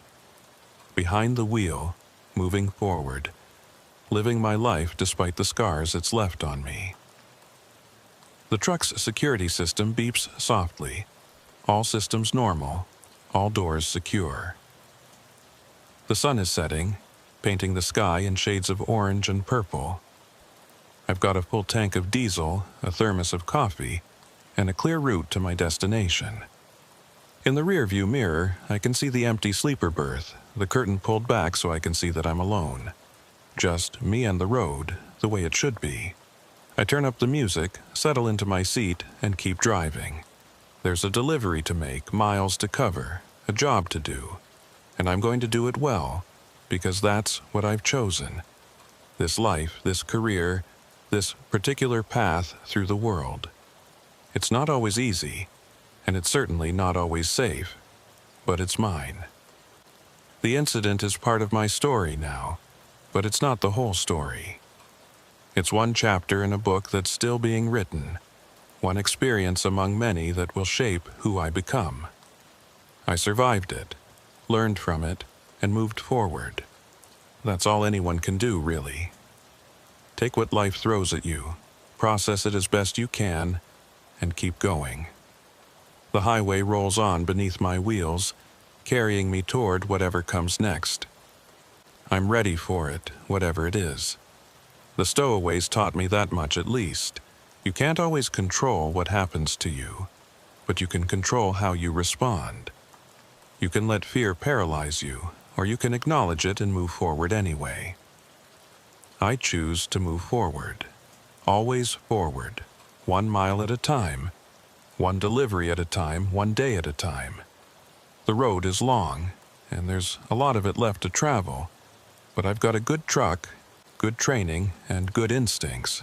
That's enough. That has to be enough. And so far, it has been.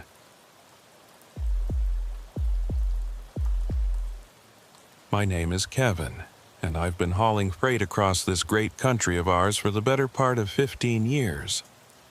15 years of truck stops and loading docks, of highways that all start to look the same after a while, of sunrises viewed through a dirty windshield and coffee that tastes like it was brewed in a boot. It's not a glamorous life, not by any stretch of the imagination, but it's honest work and it pays the bills. More importantly, it's what I know. It's what I'm good at. When you've been doing this job as long as I have, you develop certain habits, certain routines that keep you sane and keep you safe. You learn which truck stops have the cleanest showers and which ones to avoid. You learn how to read the weather, how to spot black ice before you're sliding across it, how to tell when your rig is developing a problem before it becomes a breakdown. You learn the rhythms of the road, the ebb and flow of traffic, the best times to drive and the best times to rest. But the most important thing you learn, the thing that separates the veterans from the rookies, is how to manage your time and your energy. This job will grind you down if you let it. The irregular hours, the long stretches away from home, the constant pressure to deliver on time, it all adds up. You have to know your limits, have to understand when to push yourself and when to back off. That's the theory, anyway. In practice, I've never been very good at following that advice. I'm what you might call a workaholic, always have been. My ex-wife used to say I was married to the job first and her second, and she wasn't entirely wrong. I'd take any load, any time, no matter how tight the schedule or how tired I was. I prided myself on my work ethic, on being the guy who always delivered, who never complained, who could be counted on no matter what.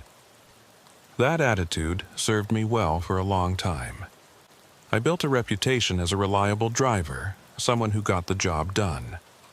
The dispatchers knew they could call me at any hour of the day or night, and I'd say yes. The pay was good, the work was steady, and I convinced myself that the sacrifices were worth it. Never mind that my marriage fell apart. Never mind that I barely saw my kids as they were growing up. Never mind that I was running myself into the ground. I was providing for my family, wasn't I? I was doing what needed to be done. This particular incident happened about 4 years ago, back in the spring of 2019. I was working for a warehouse operation based out of Fargo, North Dakota, running loads all across the upper Midwest and into Montana. North Dakota is about as flat as a state can get, which makes for easy driving but also makes for monotonous scenery. After a while, all those endless wheat fields and empty horizons start to blur together, and you have to work to stay engaged with what you're doing. It was a Tuesday morning in early May, the kind of spring day where winter hasn't quite loosened its grip yet and the air still has that crisp, cold edge to it. I'd finished a delivery in Fargo the night before and was scheduled to pick up a new load first thing in the morning. The warehouse manager, a guy named Pete, who I'd known for years, had a rush job for me. Computer equipment and electronics headed for a distribution center in Billings, Montana. High-value cargo, time-sensitive delivery, premium pay. I need it there by 7 tomorrow morning, Pete told me as we stood in his office, going over the paperwork. I know that's a tight window, but the client is willing to pay double the usual rate if we can make it happen. I did the math in my head. Fargo to Billings was roughly 700 miles, give or take. Under normal circumstances, with proper rest stops and meal breaks, it would be about a 12-hour drive. But if I pushed it, if I drove straight through with minimal stops, I could do it in under 11 hours. Factor in loading time and a small buffer for unexpected delays, and I'd need to be on the road by 7 or 8 in the evening to make the morning deadline. That means driving all night, I said, more to myself than to Pete. I know it's not ideal, Pete said, but like I said, the money's good, and you're the only driver I trust to make this happen. If you don't think you can do it, I understand. I can try to negotiate a later delivery time. The rational part of my brain was telling me to negotiate that later delivery time. I'd already worked a full day, and I'd been driving for most of the previous week without a real break. I was tired, operating on 4 hours of sleep and too much coffee. Taking on an overnight run in that condition was asking for trouble. But the stubborn, prideful part of my brain, the part that had been steering my decisions for most of my career, wouldn't let me back down. I was Kevin, the guy who always delivered, who never said no, who could handle anything the job threw at him. Plus, double the usual rate was too good to pass up. That money could go toward the college fund I was building for my youngest daughter, or toward the debt I was still paying down from the divorce. I can do it, I said, and Pete's face broke into a relieved smile. I knew I could count on you. Load's ready to go whenever you are. Just need your signature here and here. I signed the papers, went through the usual pre-trip inspection of my rig, and by 7:30 that evening, I was pulling out of the warehouse lot with a trailer full of expensive electronics and a long night of driving ahead of me. The sun was just starting to set, painting the western sky in shades of orange and red that would have been beautiful if I'd had the time or energy to appreciate them. The first couple of hours went smoothly. I took I-94 west out of Fargo, merging into the light evening traffic. There weren't many other vehicles on the road, just a few cars and the occasional truck. The radio was playing classic rock, stations fading in and out as I moved across the landscape. I had a thermos of coffee, a bag of beef jerky, and a sense of determination that I was going to make this delivery on time no matter what. As I crossed into Montana, the landscape started to change. The flat farmland of North Dakota gave way to the rolling hills and eventually the mountains of Montana. The road started to wind and climb, requiring more attention and engagement than the straight, flat highways I'd been driving. This was good in a way because it kept me alert and focused, but it was also more tiring, requiring constant adjustments to speed and gear. By the time I reached Miles City, it was after 10 o'clock and I was starting to feel the first real waves of exhaustion. Not just tiredness, but that deep, bone-deep fatigue that comes from pushing your body past its natural limits. My eyes felt gritty and heavy.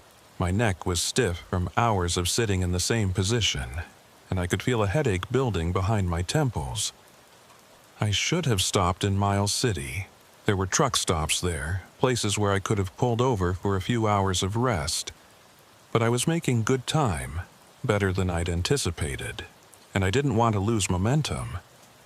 If I kept going, if I pushed through the tiredness, I'd reach Billings with time to spare. I could rest after the delivery, I told myself. Just a few more hours. I pulled into a gas station to refuel and use the bathroom. While the diesel was pumping, I went inside and bought 2 more energy drinks and a large coffee. The clerk, a young kid who couldn't have been more than 20, gave me a concerned look. "You driving all night?" he asked. "That's the plan. Be careful out there. Roads get pretty empty after midnight. Not much between here and Billings except a whole lot of nothing." I thanked him for the advice and headed back to my truck. I downed one of the energy drinks before I even left the parking lot, feeling the caffeine and sugar hit my system like a small jolt of electricity. It helped, temporarily at least. I felt more alert, more focused. I could do this. The highway between Miles City and Billings is a lonely stretch of road, especially at night. It cuts through a landscape that's somewhere between high plains and mountains, with forests on either side, and the occasional small town or ranch breaking up the emptiness. During the day, it's scenic in a stark, austere way. At night, it's just dark. The kind of darkness that swallows up your headlights and presses in from all sides. I kept the radio on, switching between stations as they faded out, trying to maintain some connection to the outside world. But eventually, even that became too much effort, and I turned it off. The silence was absolute except for the rumble of the engine and the whisper of tires on asphalt. It was just me and the road and the darkness. That's when the real struggle began. The caffeine from the energy drink was starting to wear off, and the exhaustion was coming back stronger than before. My eyelids felt like they had weights attached to them. My vision would blur if I stared at the road for too long. Most concerning, I started to experience what I'd later learn were microsleeps, brief episodes of unconsciousness lasting just a few seconds, where my brain would simply shut down despite my best efforts to stay awake. The first time it happened, I jerked awake to find my truck drifting toward the shoulder. The sound of the rumble strips, those grooved edges of the highway that make a loud noise when you drive over them, shocked me back to full consciousness. My heart was pounding, adrenaline flooding my system as I corrected course and got back into my lane. "Jesus," I muttered, gripping the steering wheel tighter. "Stay awake, Kevin, stay awake." I tried all the usual tricks. I rolled down the windows, letting the cold night air blast into the cab. I turned the music back on, cranking the volume up loud.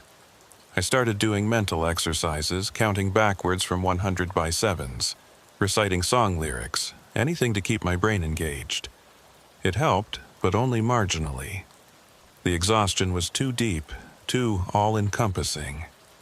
That's when I remembered the smelling salts. My buddy Tristan had given them to me years ago, when I first started taking these long overnight hauls. He'd been a trucker for decades, had seen and done it all, and he'd shared a lot of wisdom with me over the years. The smelling salts were part of his emergency kit, along with water, energy bars, and a spare tire. Use them sparingly, he'd warned me. They'll wake you up, no question about that, but they're harsh, and they're not a substitute for actual rest. If you're using them more than once in a blue moon, you're pushing yourself too hard. I'd only used them once before, on a similarly desperate night drive through Wyoming. The effect had been immediate and intense. A burning sensation in my nose and throat, watering eyes, and a sudden rush of alertness that felt almost chemical in its intensity. It wasn't pleasant, but it was effective. I reached into the storage compartment between the seats and felt around until I found the small bottle. I unscrewed the cap, held it up to my nose, and took a deep breath of the ammonia-based crystals inside. The reaction was instant and violent. My head snapped back, tears streamed from my eyes. My sinuses burned like I'd inhaled fire. For a few seconds I couldn't breathe, couldn't think, could only experience the intense, overwhelming sensation of the smelling salts doing their job. Then, just as suddenly as it had come, the sensation began to fade, leaving behind a crystal-clear alertness that was almost shocking in its completeness. I was awake, really, truly awake for the first time in hours. The exhaustion was still there, lurking at the edges of my consciousness, but it was pushed back, held at bay by the chemical cocktail now coursing through my system. I could do this. I could make it to Billings. I pressed down on the accelerator, picking up speed, determined to cover as much ground as possible while this artificial alertness lasted. The highway stretched out before me, empty and dark, cutting through the forest like a ribbon of asphalt through an ocean of trees. My headlights, which I really needed to upgrade but kept putting off, carved out a weak cone of visibility in the darkness ahead. That's when I saw it. A shape in the road ahead, maybe 200 yards distant. At first, I thought it might be an animal, a deer or an elk, both common in this area. I eased off the accelerator, not wanting to hit anything at highway speed. As I got closer, though, I could see that it wasn't an animal. It was something else. Something purple. My tired brain struggled to process what I was seeing. As my headlights finally illuminated it clearly, I realized it was a dress. A woman's dress, purple with some kind of pattern on it, lying in the middle of the road like someone had just dropped it there. I felt a chill run down my spine that had nothing to do with the cold air coming through the windows. This was wrong. This was very wrong. Why would there be a dress in the middle of a highway, in the middle of the night, in the middle of nowhere? I slowed down even more, crawling past the dress at maybe 20 miles an hour, my eyes scanning the surrounding darkness for any sign of what might have happened. Had there been an accident, a crime, a simple case of something falling out of someone's vehicle? None of the explanations that came to mind felt satisfactory. I should have stopped right there. Should have called 911, reported what I'd seen, let the authorities handle it. But I didn't. I kept driving, telling myself that it was probably nothing, that stopping would just delay my delivery, that I didn't have time to get involved in whatever situation had led to a dress being in the middle of the highway. About a quarter mile further down the road, I saw something else. A pair of shoes, women's shoes with heels, sitting neatly side by side on the center line like someone had carefully placed them there. The chill I'd felt earlier intensified into something approaching fear. One piece of clothing could be an accident, a fluke, something that fell out of a vehicle. But two suggested something deliberate, something planned. I slowed my truck to a crawl, my hazard lights now flashing as I tried to make sense of what I was seeing. The shoes looked expensive, the kind you'd wear to a nice restaurant or a formal event. They were too nice to have been abandoned by accident. Someone had put them there, arranged them carefully, and then left. But where was that someone?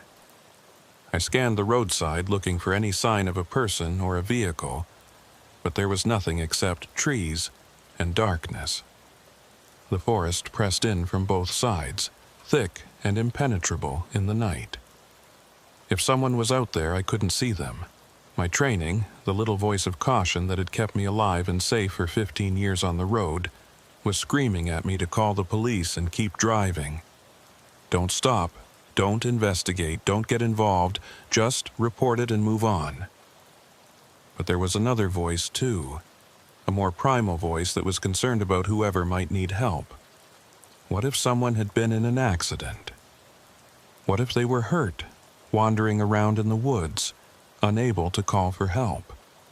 What if by driving past I was condemning them to a night in the cold Montana wilderness? I compromised by continuing to drive slowly, my eyes peeled for any other signs of what might have happened. If I saw more clothing, if I saw any indication that someone was in danger, I'd stop and investigate more thoroughly. But if this was just a weird coincidence, just some strange artifacts left by passing vehicles, I'd report it to the authorities and continue with my delivery. A few hundred yards further down the road, I got my answer. More clothes. A lot more clothes. There was a pile of them on the shoulder, visible in the glow of my headlights. Men's clothes, women's clothes, even what looked like children's clothing. Shirts and pants and jackets, all heaped together like someone had gone through their entire wardrobe and just tossed it out the window. I brought my truck to a complete stop, right there in the middle of the highway.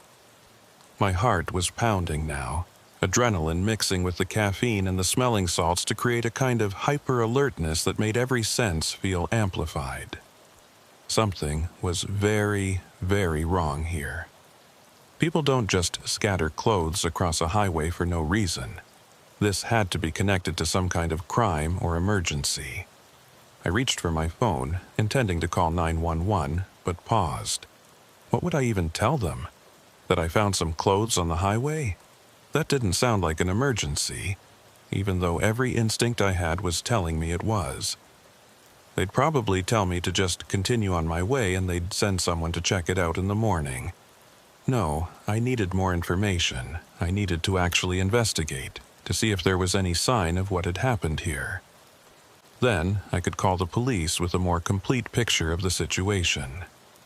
I put the truck in park and turned on my hazards, bathing the area in rhythmic amber light. I grabbed my flashlight, the good one I kept under the seat that could illuminate things 100 yards away.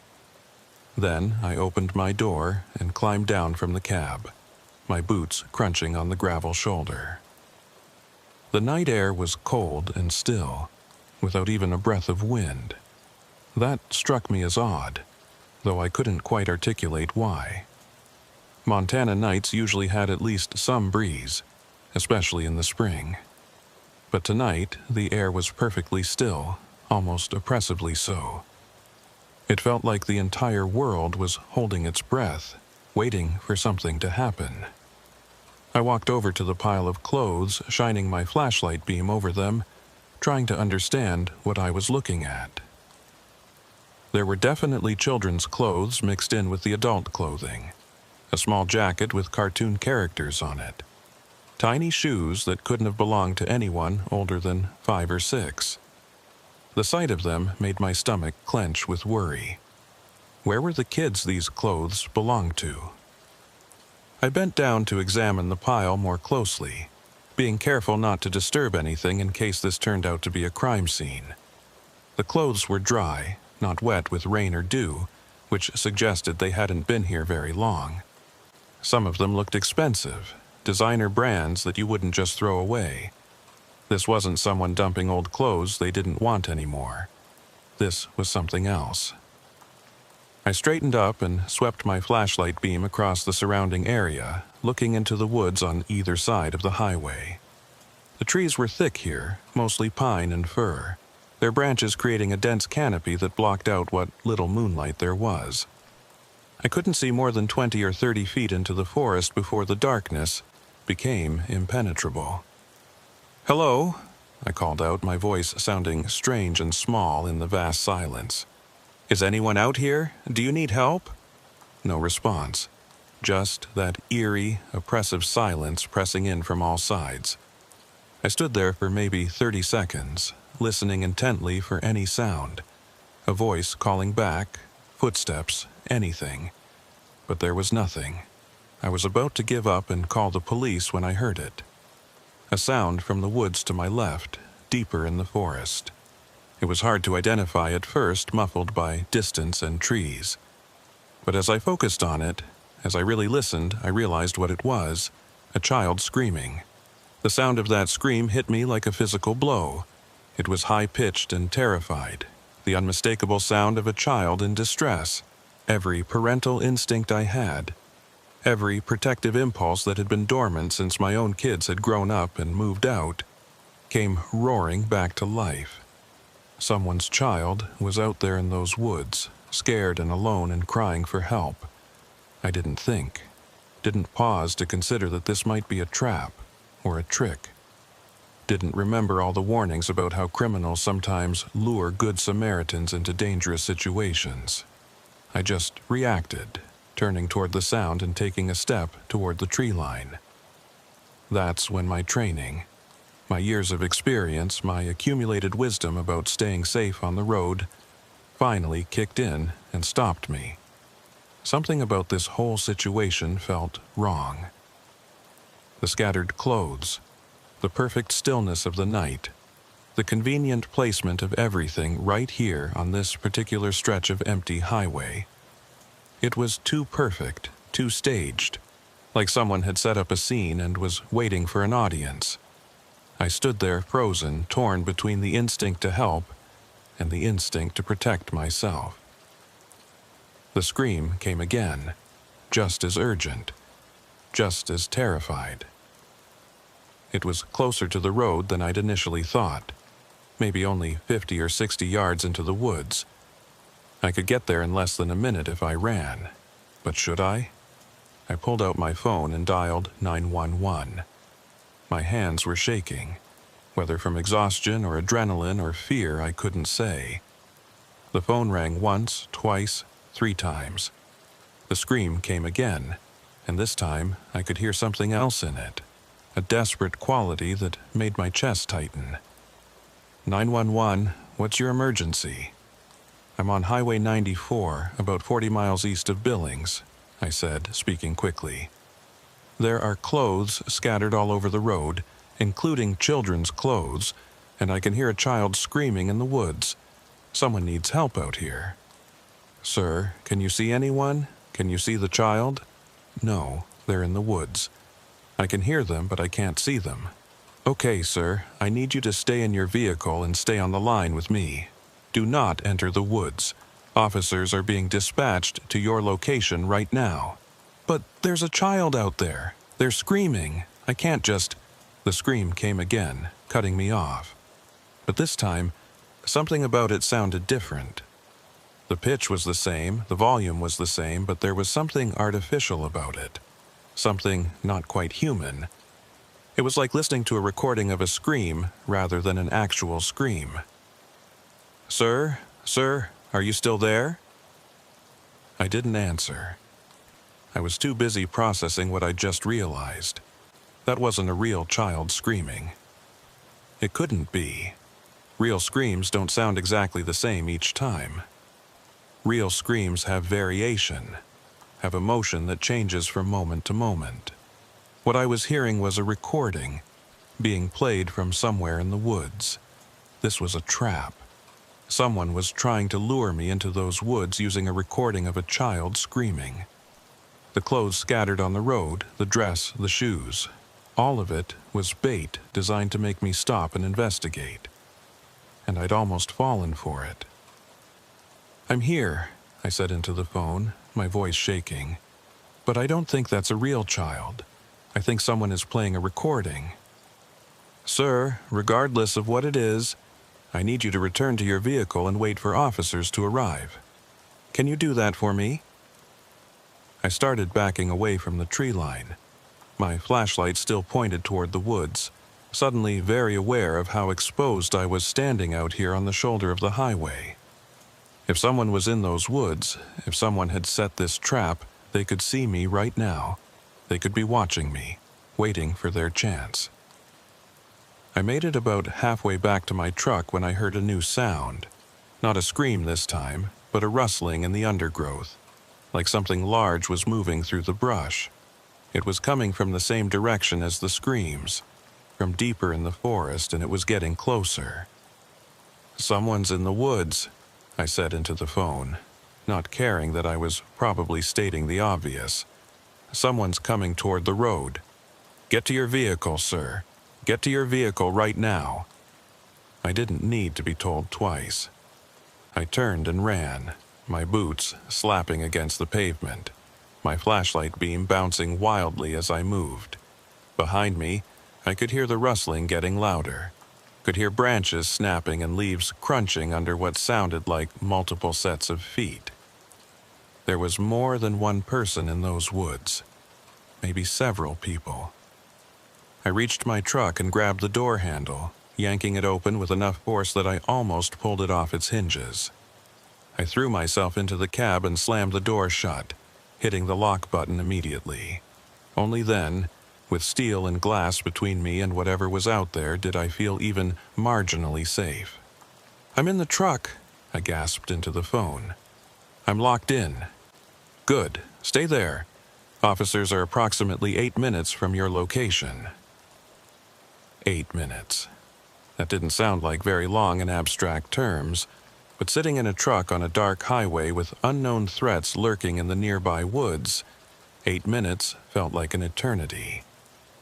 I sat there with my hands locked on the steering wheel, my eyes darting between the mirrors and the windshield, trying to see what was out there. The rustling sounds had stopped. The screaming had stopped. Everything was silent again, that same oppressive, unnatural silence that had unnerved me when I first stopped. It was like whatever was out there was also waiting, also watching, trying to decide what to do next. Then I saw movement, not in the woods, but on the road. A figure had stepped out from the tree line and was standing maybe 30 yards behind my truck, illuminated by my taillights and hazard lights. It was a man, I could tell that much, but I couldn't make out any details from this distance.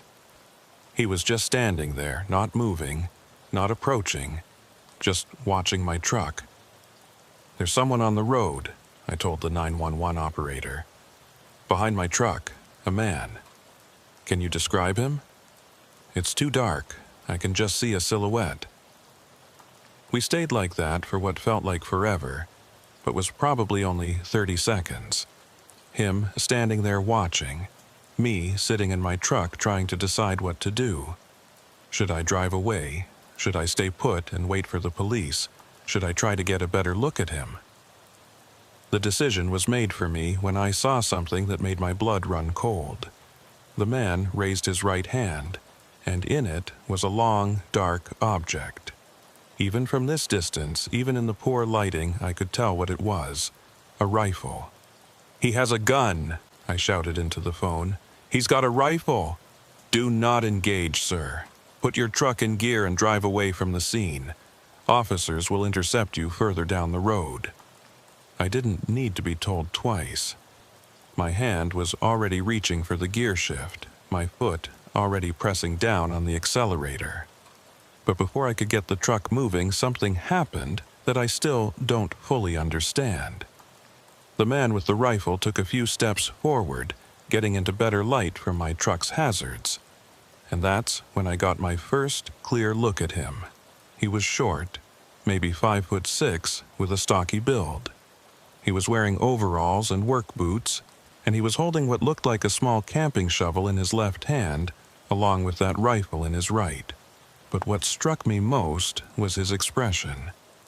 He didn't look threatening or aggressive. He looked worried, almost desperate.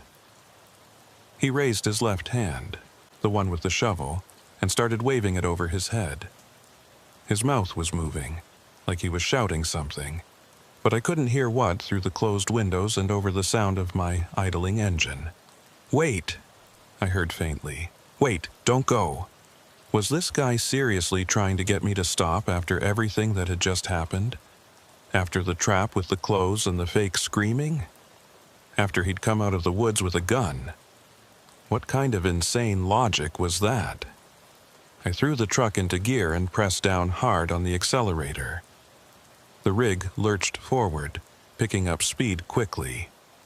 In my side mirror, I watched the man take a few running steps after me, still waving his hand, still shouting something I couldn't hear. Then he stopped, turned, and ran back toward the woods. I kept my foot pressed to the floor, pushing the truck faster than I should have on this winding mountain highway, not caring about the speed limit or safety or anything, except putting distance between myself and whatever the hell that had been. My heart was pounding so hard I could hear it over the sound of the engine. My hands were slick with sweat on the steering wheel. Every shadow, every dark patch alongside the road made me flinch, made me think something was about to jump out in front of me. Sir, are you still there?" The 911 operator's voice brought me back to the moment. "Yeah, I'm here. I'm driving. I'm getting away from there." "Good. Continue east on Highway 94. You should see flashing lights in approximately 3 minutes. Those are our officers coming to meet you." 3 minutes. I could do 3 minutes. I focused on the road ahead, on the white lines marking the lanes, on the simple act of driving and not thinking about what had just happened. But my mind wouldn't cooperate. It kept replaying those moments over and over. The scattered clothes, the recorded scream, the man with the rifle, the desperate look on his face. What had that been? What was that man doing out there? Why set up such an elaborate trap? And if it was a trap, why had he looked so worried when I'd driven away? The questions spiraled through my tired brain, finding no purchase, no answers that made sense. I'd been on the road for 15 years, had seen and experienced a lot of strange things, but nothing like this. This was beyond strange. This was terrifying in a way I couldn't quite articulate. True to the operator's word, I saw flashing blue and red lights ahead after about 3 minutes of driving. 2 police cruisers were approaching from the opposite direction, and they crossed the median to pull in behind me. I slowed down and pulled onto the shoulder, putting the truck in park but keeping the engine running. I wasn't getting out of this cab until I was sure it was safe. One of the officers approached my driver's side window, and I rolled it down about halfway. He was young, probably in his late 20s, with short brown hair and a serious expression. "Are you the trucker who called 911? He asked. "Yeah, that's me, Kevin Morrison." "I'm Deputy Harris. Are you injured? Did anyone harm you?" "No, I'm fine, just scared. There was a man back there with a gun, and someone was playing a recording of a child screaming, and there were clothes all over the road." The words were tumbling out faster than I could organize them, and I had to stop and take a breath. "Okay, Mr. Morrison, I need you to calm down and tell me exactly what happened, from the beginning." So I did.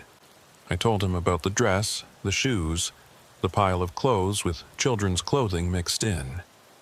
I told him about the screaming that turned out to be a recording. I told him about the man with the rifle and the shovel who'd emerged from the woods. I told him everything I could remember, trying to be as detailed and accurate as possible. Deputy Harris listened without interrupting, occasionally making notes in a small notebook. When I finished, he looked at me with an expression I couldn't quite read. "And this man, the one with the rifle, did he point it at you? Did he make any threatening moves? He had it in his hand, but no, he didn't point it at me. He actually looked like he wanted me to stop, like he was trying to flag me down or something. But I wasn't going to stick around to find out what he wanted." "You did the right thing," Deputy Harris said. "We're going to head back to that location and investigate. In the meantime, I need you to follow Officer Rodriguez here. He gestured to the second police car. "To the station in Billings. We'll need a full statement from you, and we may have some follow-up questions. But I have a delivery to make. I'm supposed to be in Billings by 7 this morning, and I'm already behind schedule." "I understand, but this is a potential criminal matter. We need your cooperation. It shouldn't take more than an hour or two." I wanted to argue, wanted to insist that I couldn't afford the delay, that my job depended on making this delivery on time. But I also understood that what I'd witnessed was serious. Someone had set up an elaborate trap on a public highway, using children's clothing and fake distress calls to lure in victims. That was the kind of thing that could get people killed. I had a responsibility to help the police figure out what was going on. "Okay," I said. "Lead the way." The Billings police station was a modern, efficient-looking building on the north side of town. I followed Officer Rodriguez into the parking lot and found a spot for my rig, then followed him inside. Despite the late hour, it was now after 2 in the morning, the station was bustling with activity. Officers were coming and going, phones were ringing, and there was a general sense of organized chaos that suggested something big was happening. Officer Rodriguez led me to a small interview room and asked me to wait. The room was exactly what you'd expect from 1,000 police procedurals on TV. Plain walls painted in institutional beige, a metal table bolted to the floor, uncomfortable chairs, and a large mirror on one wall that was obviously two-way glass. I sat down, suddenly aware of how exhausted I was.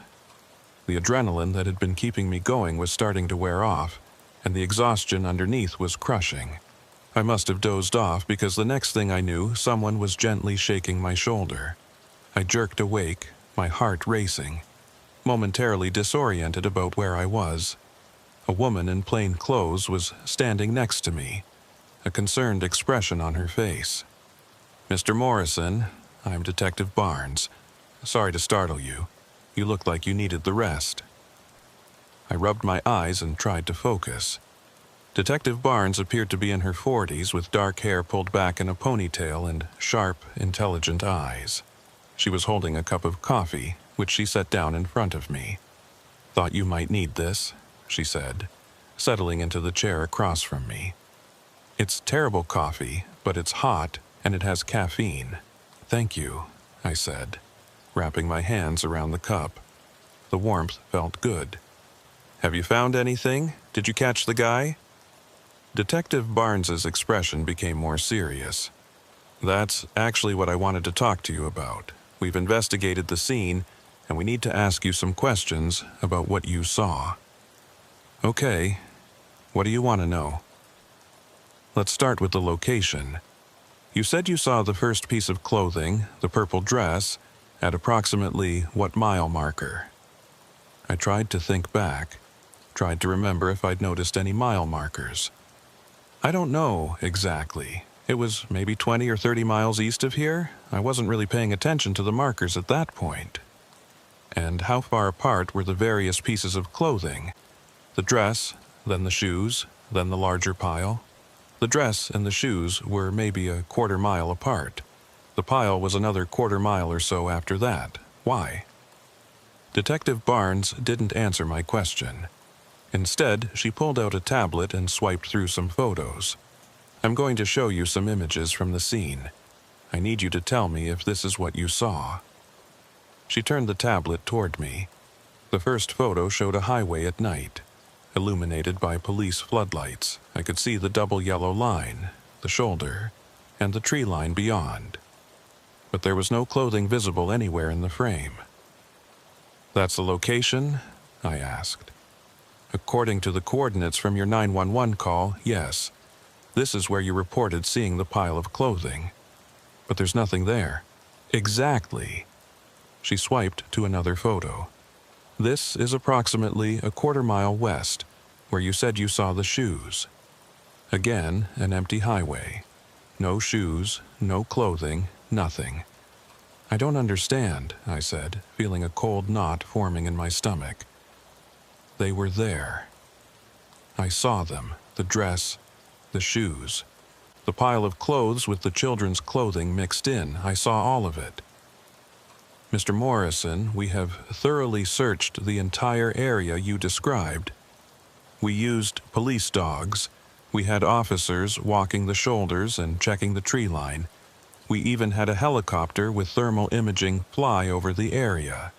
We found no clothing, no evidence of any clothing, nothing.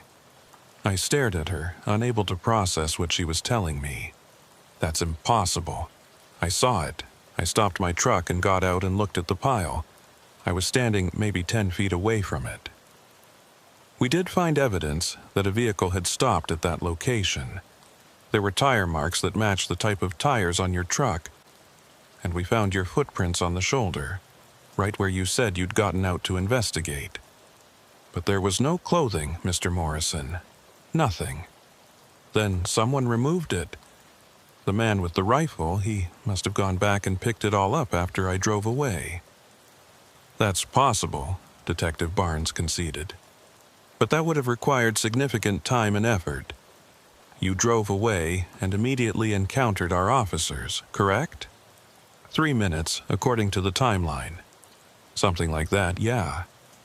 So, this individual would have had, at most, 3 or 4 minutes to collect dozens of pieces of clothing scattered over several hundred yards of highway, then disappear back into the woods before our officers arrived at the scene.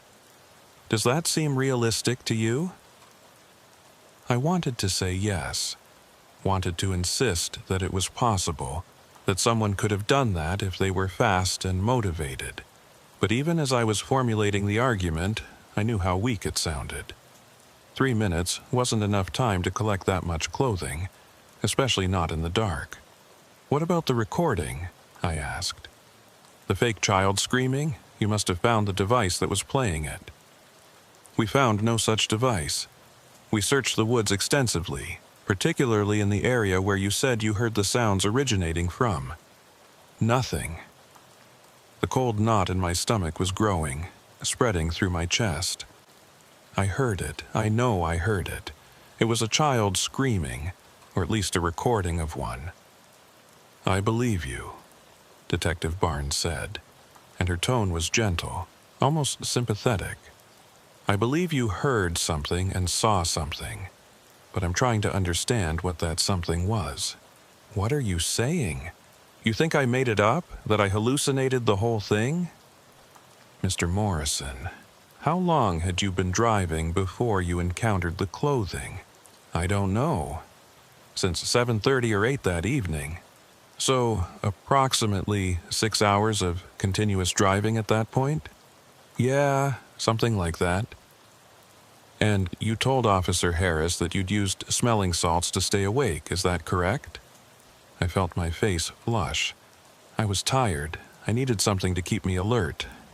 How many times had you used them that night? Just once. Maybe an hour before I saw the dress. Detective Barnes made a note on her tablet. Mr. Morrison, I'm going to be frank with you. Smelling salts, especially ammonia-based ones, can have neurological effects when used in conjunction with extreme fatigue. They can cause confusion, visual disturbances, even hallucinations in some cases. I wasn't hallucinating, I said, my voice rising. I know what I saw.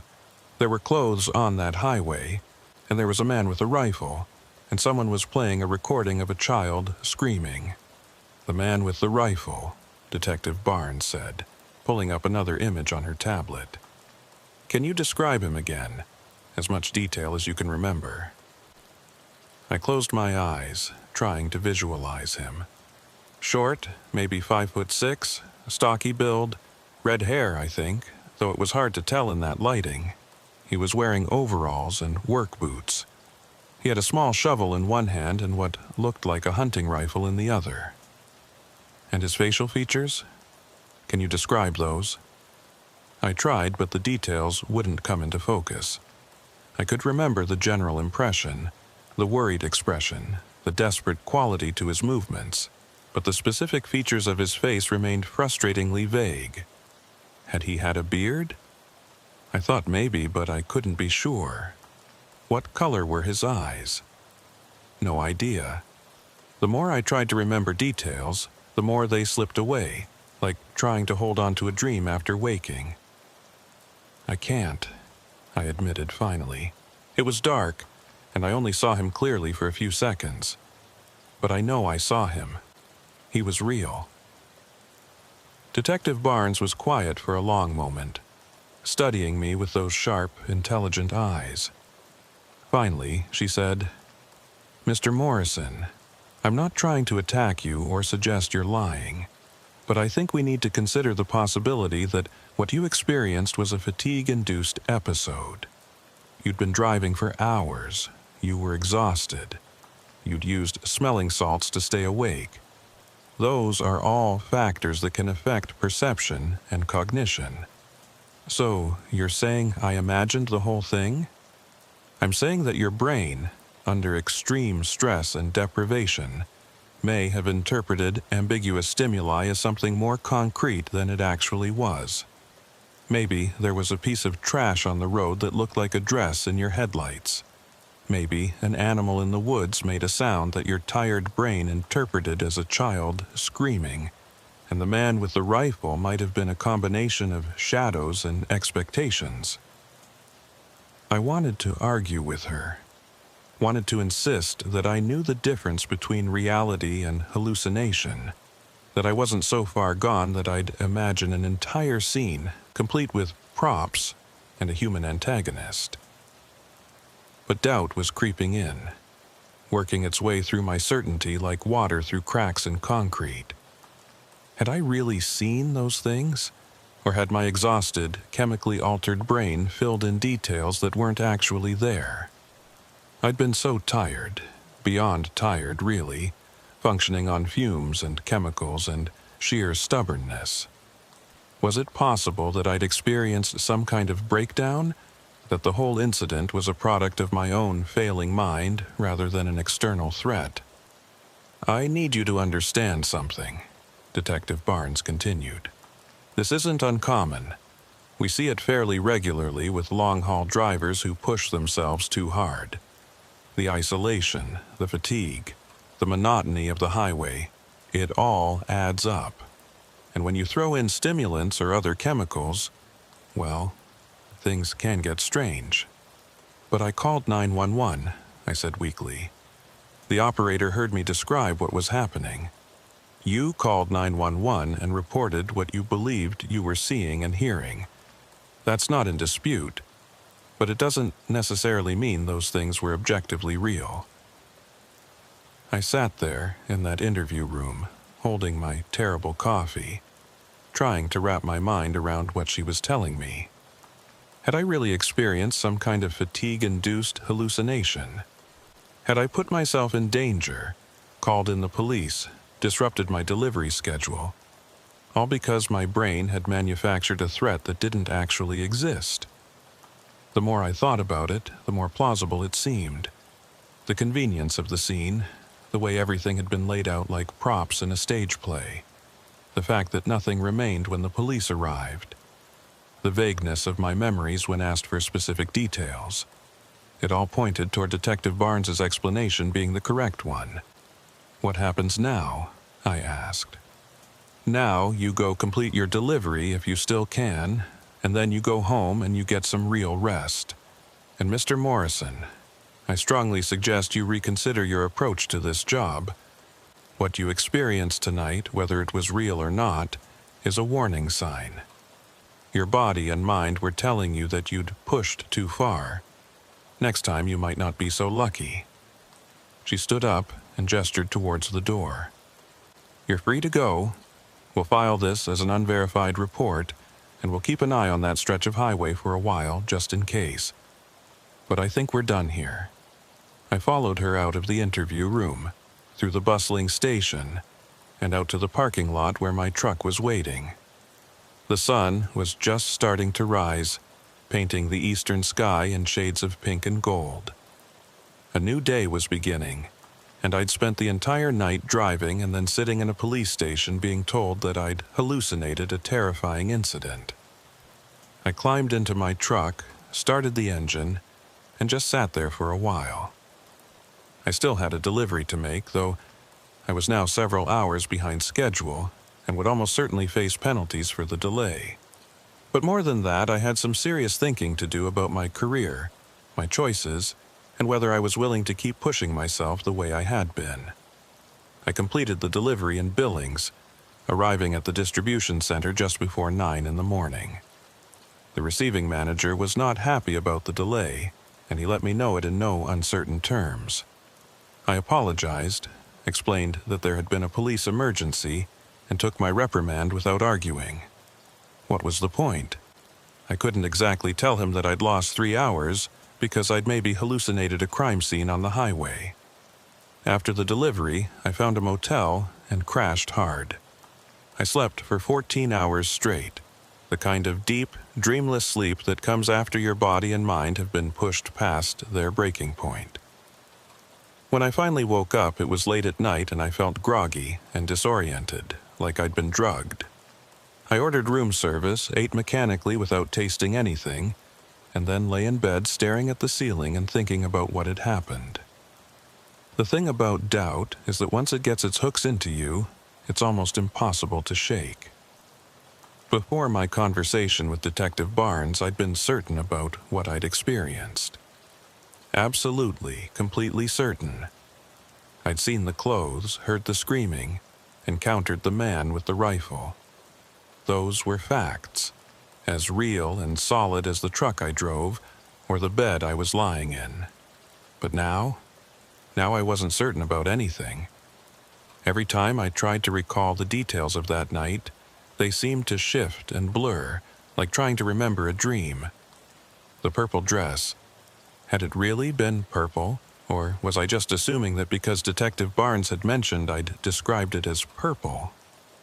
The pile of clothes. Had there really been children's clothing mixed in, or had my tired brain added that detail to make the situation seem more urgent, more dangerous? And the man with the rifle, the one who'd looked so worried and desperate. The more I tried to visualize his face, the less clear it became. Had he been real, or had he been a shadow, a tree branch, a trick of the light that my exhausted mind had interpreted as a human figure? I wanted to believe I hadn't hallucinated it. I wanted to trust my own perceptions and memories. But I also had to acknowledge that I'd been in no condition to trust those perceptions. I'd been awake for over 24 hours, I'd driven for 11 hours straight, and I'd inhaled ammonia-based smelling salts to stay conscious. Those weren't conditions that led to reliable observations. The next day, I called Pete, my dispatcher, and told him I needed some time off. I expected him to argue, to tell me that I was under contract and had deliveries scheduled, but instead, he was surprisingly understanding. "Kevin, I heard about what happened," he said. "The police called me to verify your employment and your schedule. Are you okay?" "I don't know," I answered honestly. "I think maybe I pushed myself too hard." "Yeah, I think maybe you did. Look, take a week. Take 2 weeks if you need them. I'll redistribute your loads to other drivers. Just focus on getting your head straight." "Thanks, Pete. I appreciate it." I spent those 2 weeks at home in Fargo, trying to process what had happened and figure out what to do next. I read articles about fatigue-induced hallucinations, about the effects of sleep deprivation on cognitive function, about the ways that stimulants can interact with exhaustion to create false perceptions. The more I read, the more convinced I became that Detective Barnes had been right. I'd experienced some kind of episode, a break from reality brought on by pushing my body and mind too far. But a small part of me, a stubborn, nagging voice in the back of my mind, wouldn't let it go. That voice kept insisting that what I'd seen had been real. That voice kept asking why the police hadn't found any evidence if someone had really set up an elaborate trap on that highway. That voice kept wondering if maybe, just maybe, I'd stumbled onto something that someone had gone to great lengths to cover up. I tried talking to Tristan about it, my old mentor who'd been driving trucks for decades. We met for coffee at a diner in Fargo, and I laid out the whole story for him. He listened without interrupting, his weathered face thoughtful as I described the clothes, the screaming, the man with the rifle. When I finished, he was quiet for a long moment. Then he said, "Kevin, I'm going to tell you something that might not make you feel better. I've been driving for 35 years. In that time, I've seen some strange shit out on those highways. Things I can't explain, things that don't make sense, and I've known other drivers who've seen things too. Things that disappear before anyone else can verify them. You think I really saw something? That it wasn't just fatigue?" "I think it doesn't matter," Tristan said. "Whether you saw something real or whether your brain manufactured it, the result is the same. You were in a state where you couldn't trust your own perceptions. And that's dangerous, Kevin. That's how people die out there. So, what do? You make a choice. Either you change how you approach this job, or you find a different job. Because if you keep pushing yourself the way you have been, eventually, something bad is going to happen. Maybe you'll fall asleep at the wheel and crash. Maybe you'll have another episode and end up somewhere you shouldn't be. Maybe you'll be fine for years and then one day you'll just break. But something will happen, Kevin. That's a guarantee." His words hit me hard because I knew he was right. I'd been living on borrowed time, operating at a level of exhaustion and stress that wasn't sustainable. The incident on Highway 94, whether it was real or hallucinated, was my wake-up call. I could either heed it or ignore it, but I couldn't pretend it hadn't happened. I made some changes. I started turning down the overnight runs, the rush jobs, the loads that required pushing through exhaustion to make the deadline. I started planning my routes better, building in adequate time for rest stops and meals. I threw away the smelling salts and committed to never using them again. If I was too tired to drive safely, I'd pull over and sleep. Consequences be damned. My income took a hit. Without the premium pay for overnight and rush deliveries, I was making maybe 30% less than I had been. But I was also sleeping better, feeling more alert, living a more sustainable lifestyle. The stress that had been my constant companion for years started to ease up. I found that I actually enjoyed driving again, appreciated the landscapes I was passing through, felt more connected to the world around me. About 6 months after the incident, I got a call from Detective Barnes. She told me that there had been another report from the same area where I'd seen the clothes and heard the screaming. A family driving through late at night had called 911 to report seeing what looked like a person lying on the side of the road. When police investigated, they found nothing. No person, no evidence that anyone had been there. "I thought you'd want to know," she said.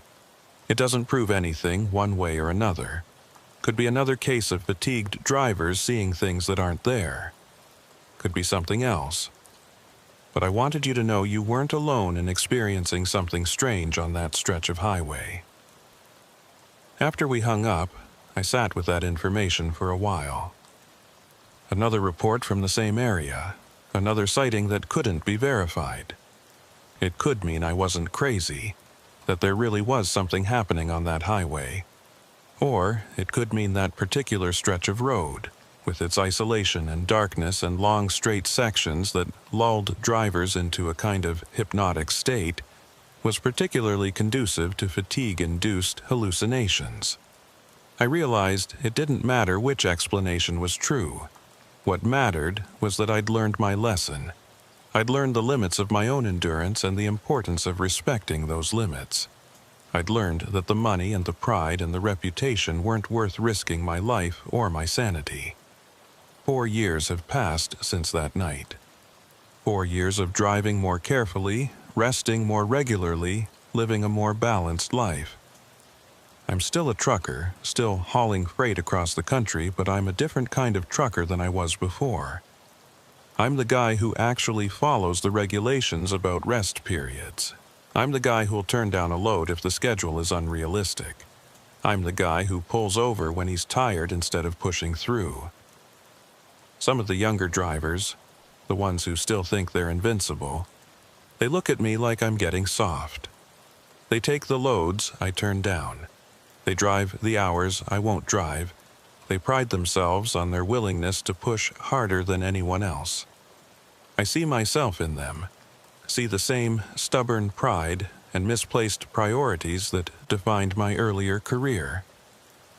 Sometimes I try to warn them. I tell them about the night on Highway 94, about the clothes and the screaming and the man with the rifle. I tell them about the hours spent in a police station being told I'd hallucinated the whole thing.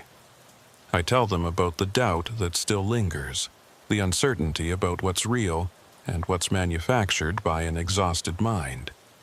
Most of them don't listen. They're like I was, convinced that they're different, that the rules don't apply to them, that they can handle anything the job throws at them. A few of them, though, a precious few, they hear something in my story that resonates. They see the cautionary tale for what it is, and maybe, just maybe, they make different choices than I did. I still drive through that section of Highway 94 sometimes when my routes take me between North Dakota and Montana. I always make sure to drive it during the day, when I'm well rested and alert. I look at the tree line as I pass, at the places where the woods press close to the road, and I try to identify the spot where it happened. But the highway all looks the same along that stretch, and I've never been able to pinpoint the exact location. Sometimes I wonder if the man with the rifle was real. If somewhere out there in those Montana woods there's a person who remembers that night as clearly as I do. Someone who set up an elaborate trap for reasons I'll never understand, and who watched as a trucker almost fell for it before driving away. Someone who cleaned up all the evidence in the few minutes before the police arrived, who disappeared back into the forest and was never caught.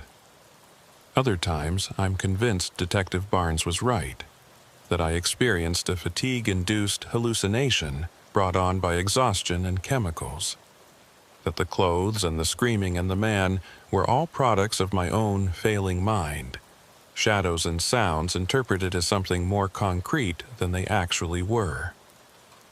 The truth is, I'll never know for certain what happened that night, and I've made peace with that uncertainty. What matters isn't whether the threat was real or imagined. What matters is that I was in a state where I couldn't tell the difference, and that's a dangerous place to be. The incident, whether it was real or not, showed me that I needed to change. And I did change. That's the important part. My youngest daughter is in college now, using the money I've saved over the years. My ex-wife and I are on better terms than we've been in years.